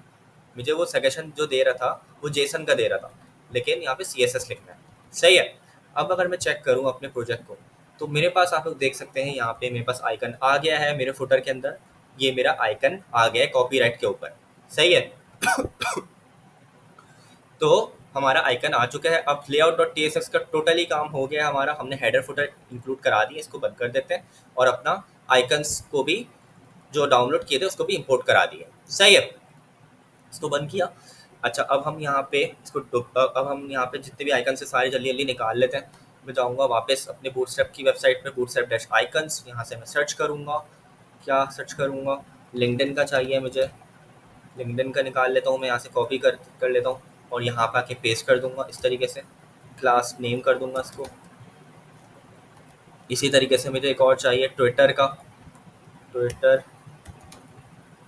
सही है, ट्विटर पुराना वाला चाहिए मुझे, ट्विटर को भी यहाँ पे जाके पेस्ट कर दूंगा। सही है। और एक और आइकन था मेरे ख्याल से इंस्टाग्राम था, देख लेते हैं कौन सा था। तो यहाँ पे बस इंस्टाग्राम का आइकन था, उसको भी मैं आज से आके सर्च करके पेस्ट कर लूँगा। ठीक है, इंस्टाग्राम का आइकन आ गया, इसको भी मैंने यहाँ से कॉपी करना है, इधर आना है और पेस्ट कर देना है। तो ये 4 आइकन्स हमारे पास लग चुके हैं। अब हम देख लेते हैं क्या हमारे पास ये चारों आइकन्स आ रहे हैं। तो ये आ गए हमारे चारों आइकन्स। तो ये चारों आइकन्स हमारे पास आ गए हैं। अब सिंपल हमें इसको फुटर को सेट करना है, तो जल्दी से हम लोग फुटर को सेट कर लेते हैं। वीडियो काफ़ी लंबी हो गई है, तो हम लोग आएंगे यहाँ पे वापस अपने डिज़ाइन में, और यहाँ पे मेरे पास जो फुटर है सिंपल सा फुटर है, उसमें जो मेरे पास आइकन्स हैं वो सेंटर में आ रहे हैं। तो सबसे पहले हम लोग क्या करेंगे, फुटर का कलर कर लेंगे। अब फुटर का कलर हम देख लेते हैं। फुटर का कलर वही है जो हेडर के अंदर था, तो वही मैं कॉपी कर लूँगा, और यहाँ पे मेरे पास इसको सेंटर में भी करना है फुटर को। तो हम लोग सिंपल क्या करेंगे कि global dot C S S में फुटर में आएंगे, और फुटर के अंदर मेरे पास ये फुटर है और ये आइकन्स का डिव है, ऐसा ही है। तो यहाँ पे मेरे पास जो फुटर है, जो आइकन्स डिव है, उसको मैं क्या करूँगा, सॉरी जो फुटर है, जो फुटर का जो मेरा डिव है, जो मेन डिव है फुटर का, उसको मैं फ्लेक्स दूंगा, और फ्लेक्स देने के बाद मैं इसको डायरेक्शन कॉलम दे दूंगा। उससे क्या होगा कि इसके अंदर जितने भी डिव है वो एक के ऊपर एक आ जाएंगे। ठीक है, तो मैं जाऊँगा यहाँ पे, और यहाँ पे मैं दूंगा डॉट फुटर, इसको दूंगा डिस्प्ले फ्लेक्स। अगर मैं सिर्फ फ्लेक्स दे दूँ इसको, तो क्या होगा देखिएगा। अगर जैसे ही मैंने यहाँ पे फ्लेक्स दिया ना, तो यहाँ पे क्या हुआ, मुझे एरर दे रहा है ये। अच्छा, कंपाइल हो रहा था इसलिए। तो इसने क्या किया कि एक ही लाइन में ले आया। तो हमें पता है कि जब भी हम फ्लेक्स देते हैं वो तो बाय डिफ़ॉल्ट की डायरेक्शन क्या होती है, रो। तो इसीलिए बाय डिफ़ॉल्ट की डायरेक्शन रो थी, इसलिए दोनों डिफ को, आइकन्स के भी डिफ को, टेक्स्ट को भी एक ही लाइन में ले आया। तो इसको हम फ्लेक्स डायरेक्शन चेंज कर देते हैं, कोई प्रॉब्लम नहीं है। फ्लेक्स टेक्स्ट डायरेक्शन कॉलम, ठीक है। और फ्लेक्सिलाइजेशन जब हमने कॉलम कर दिया, अब ये नीचे ले आएगा। अब हमें इसको सेंटर में करना है, कोई मसले वाली बात नहीं। हम यहाँ से इसको चेक कर लेते हैं, ये आ रहा है इस तरीके से आइकन स्टिफ। सही है। अब इस आइकन स्टिफ को मैं क्या करेंगे, इस आइकन स्टिफ को सिंपल, इस आइकन स्टिफ को हमें फ्लेक्स देके इसको सेंटर में कर देना है। तो यहाँ पे अगर मैं इसको दूँ display flex justify content center, आ गया सेंटर में गया, ठीक है। और एक और प्रॉपर्टी होती है हमारे पास गैप की। अगर मैं यहाँ पे गैप की प्रॉपर्टी दे दूँ, गैप, तो उससे क्या होगा कि इस गैप की प्रॉपर्टी से क्या होगा, इन आइकन्स के बीच में गैप आ जाएगा, गैप 10 पिक्सल, या फिर हम लोग कर लेते हैं इसको 20 पिक्सल कर लेते हैं, 20 पिक्सल सही रहेगा। सही है, बीच में आ गया। तो इन तीनों प्रॉपर्टीज को मैं कॉपी करूंगा, और किसको दी है हमने ये तीन प्रॉपर्टीज, आइकन स्टिफ को दी है। देखिए हमने आइकन स्टिफ को सिलेक्ट करके ये प्रॉपर्टीज दी है। सही है, तो इसको सेव तो करना होगा। अच्छा, मैं आपको दिखाता हूँ कि अगर मैं इसको यहाँ से रिलोड करूँगा होगा क्या। मैंने इसको कॉपी कर लिया है, सही। अब मैं रिलोड करता हूँ।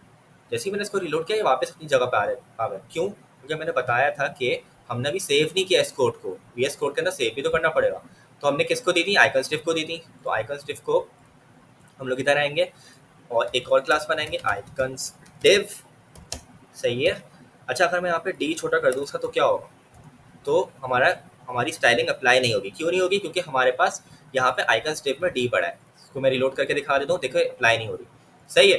तो हमें क्या करना पड़ेगा, स्पेलिंग मैच करनी पड़ेगी। जो क्लास नेम आपका यहाँ पे है वही क्लास नेम यहाँ पे भी होना चाहिए। तो इसको मैं वापस से कैपिटल डी कर दूंगा, और अब मैं इसको रिलोड करूंगा तो मेरे पास सिर्फ सही से ओपन हो रहा है, काम कर रहा है, ठीक है। अब मैंने कॉपीराइट के टेक्स्ट को भी बीच में करना है, कोई मसला नहीं है।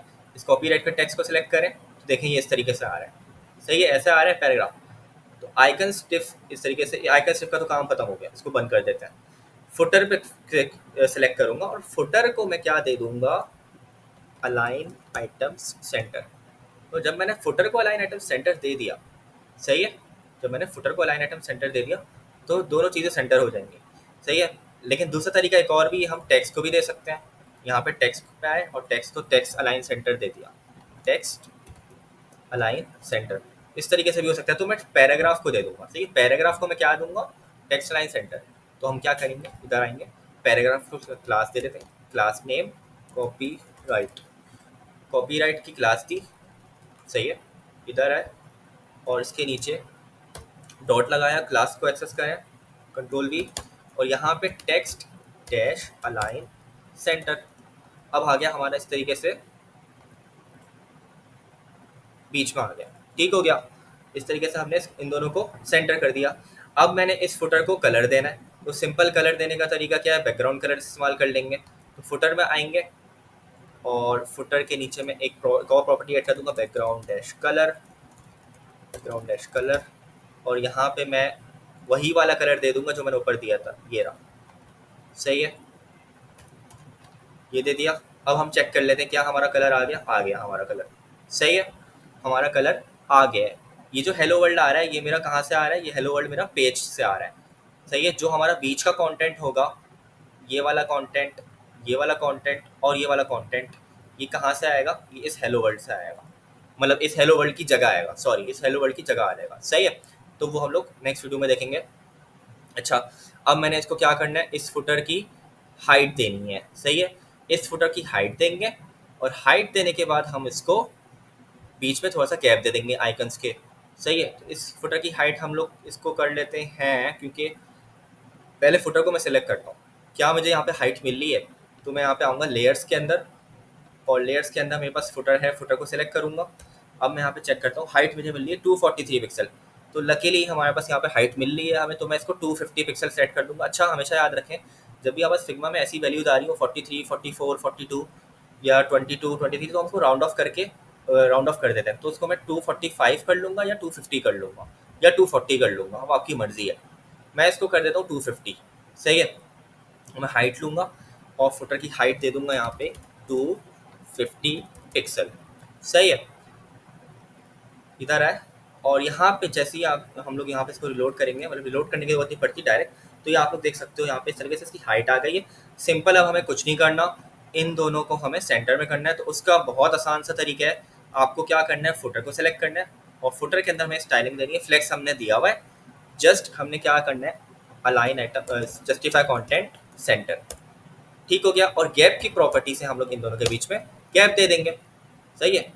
तो अब बेसिकली हो क्या रहा है, जब मैंने आइकन्स आइकन्स के ऊपर ना जब मैंने आइकन्स के ऊपर आइकन्स डिफ पे मैंने गैप की प्रॉपर्टी दी थी, तो बेसिकली गैप की प्रॉपर्टी करती क्या है कि जो हमारे चिल्ड्रेन है उन चिल्ड्रेन के बीच में गैप आ जाएगा। सही है।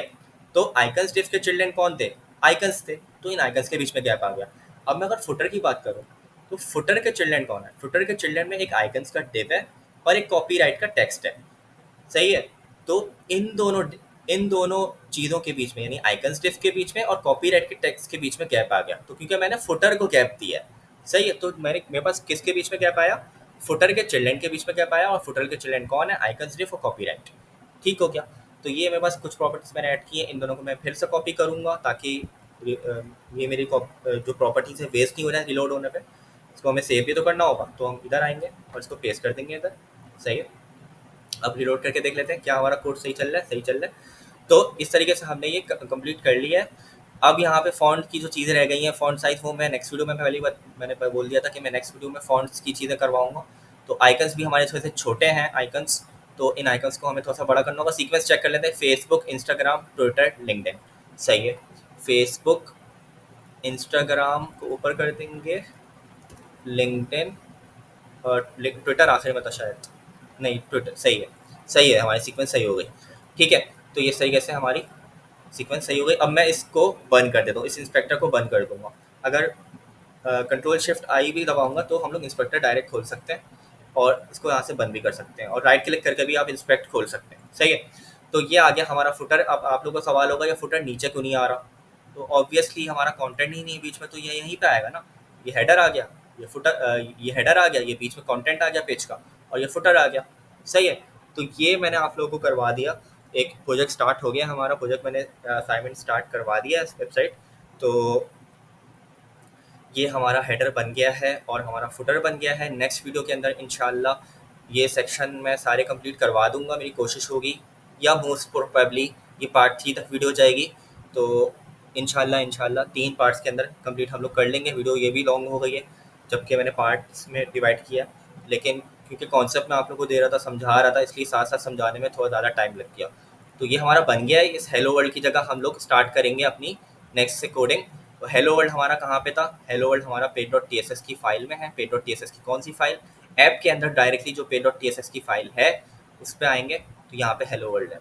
तो अब आप लोग यहाँ पे देखो कि इस ऐप इस page.tss के अंदर, इस ऐप के अंदर जो page.tss है, इसके अंदर मेरे पास कोई हेडर फुटर नहीं है। तो ये हेडर फुटर आ कहाँ से रहा है? ये इसकी लॉजिक मैंने आप लोगों को बताई हुई है।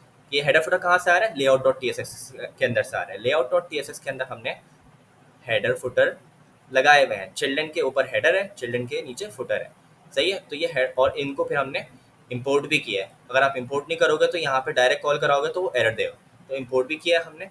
और बूटस्ट्रैप आइकन्स की CSS को इंपोर्ट किया है, जो हमने npm करके इंस्टॉल किया था बूटस्ट्रैप आइकन्स, उनको इंस्टॉल करने के बाद इसको इंपोर्ट किया और फिर हमने जस्ट यूज़ कर लिया अपने कॉम्पोनेंट के अंदर आइकन्स को। सही है। तो इस हेलो वर्ल्ड से हम लोग स्टार्ट करेंगे अपने सेक्शंस बनाना। कौन से सेक्शंस? ये वाले सेक्शन। पहला सेक्शन हीरो सेक्शन होगा, दूसरा ये सेक्शन होगा हमारा ब्लॉग्स का, ये तीसरा भी आई थिंक ब्लॉग्स का ही है। तो ये स्टार्ट करेंगे। तो ये तीनों सेक्शंस जो रिमेनिंग हैं हम लोग ये नेक्स्ट वीडियो में इंशाल्लाह कंप्लीट कर लेंगे। और फ़ॉन्ट साइजेस, फ़ॉन्ट फैमिलीज़ वगैरह भी देख लेंगे कैसे हम लोग उसको फ़ॉन्ट को डाउनलोड कर सकते हैं और लगा सकते हैं।